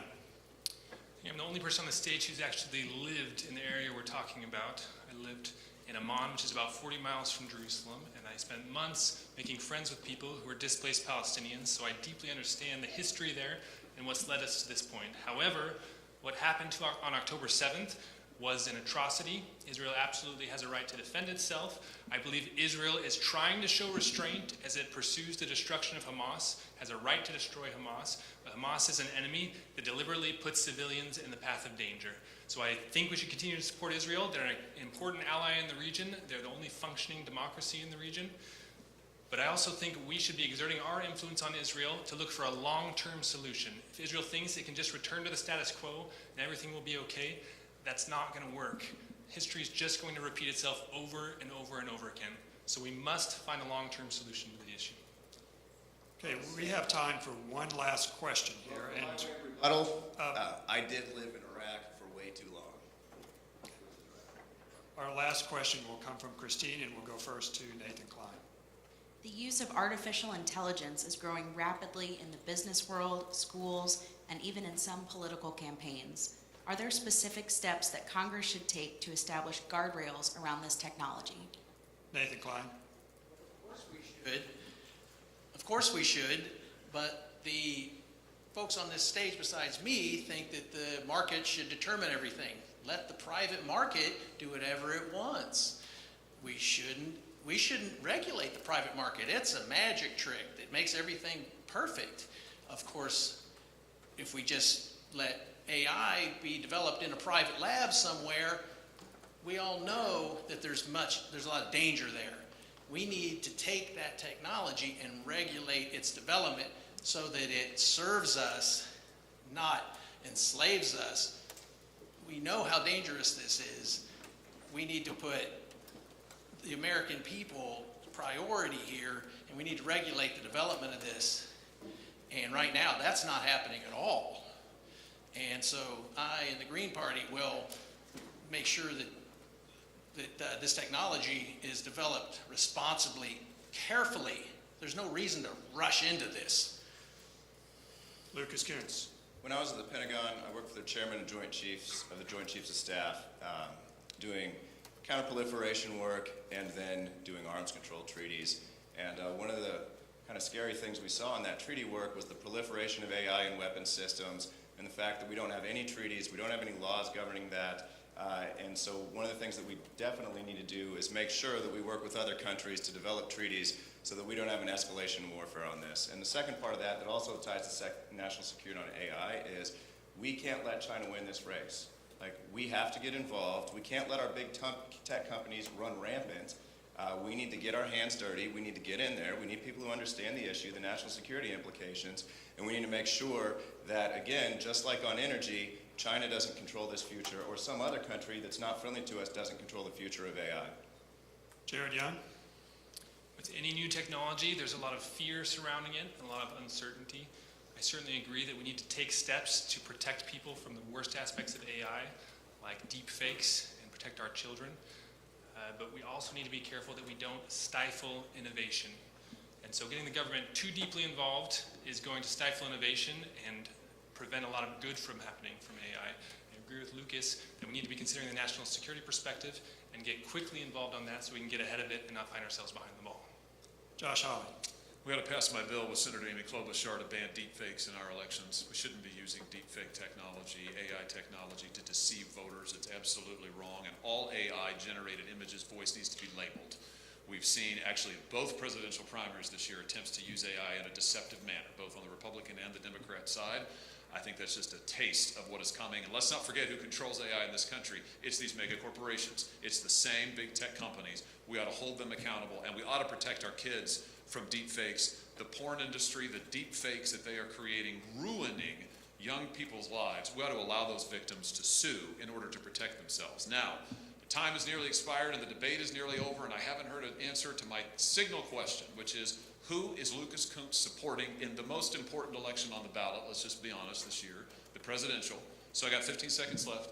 I'll give it back, David, if Lucas would like to answer. That concludes our question period. It's now time to move to our closing statements.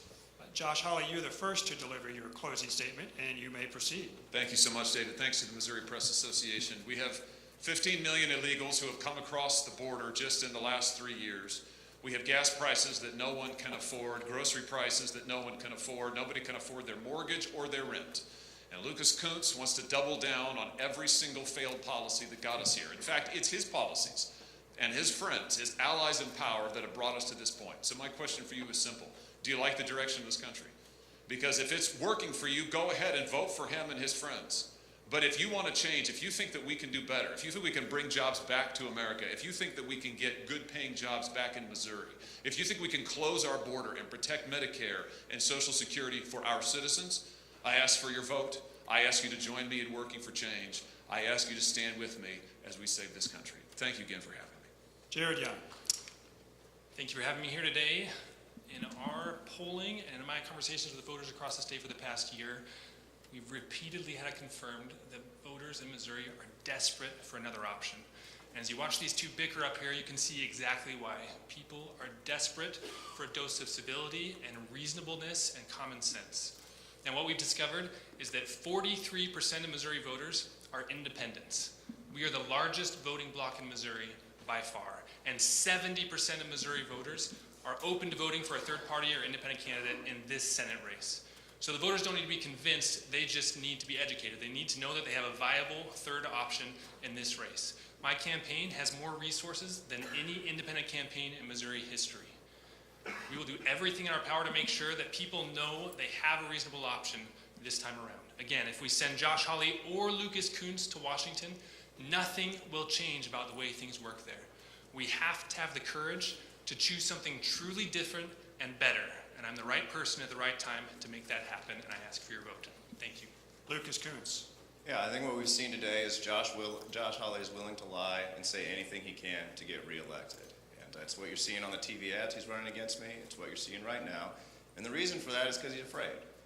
Right? He's afraid he's going to lose the $500,000 in book deals he's gotten while he's in the U.S. Senate when he's supposed to be working for us. He's afraid that the people in Missouri are going to realize that while Roy Blunt brought $300 million a year back to the state in earmarks during his last few years, Josh Hawley has brought zero back to our state the entire time he's been in the Senate. We literally can't afford that. That's $2 billion over the next 6 years. So if you want to fundamentally change who has power in this country, if you want to bring money back to our state, if you want to make it so everyday people can make their own decisions about their lives, I'm the only guy who's going to do that for you. Nathan Klein. I want to thank the Missouri Press Association once again for having me, even though they didn't let me talk as much as the other guys. The choice between the red and the blue team has most Americans not even bothering to vote anymore because they're not going to make a big difference in our lives. Whether you have one or the other in power, the corporate status quo stays in power. They do very little. They are like hands off, let the market do it, leave it to the corporations. That's what they've been doing since the 1980s, and it's not working out very well, is it? Our society needs big changes. We all know it. There's only one change agent on this stage. There's only one change party, and that's the Green Party, because we don't take the corporate money. We serve the American people only, the way it should be. I recommend that no one ever vote again for a candidate that takes corporate donations, okay, or has dark money that they launder their corporate donations through, so that they can say they don't take corporate money, but we know they got the billions and those millions of dollars from somewhere. I would love to have your vote because I'm the only one that will serve you. I'm the only qualified candidate on this stage because of that. This concludes the Missouri Press Association forum for the U.S. Senate race in Missouri. I want to thank the candidates for a lively engagement here today, and now is the time to show them your applause.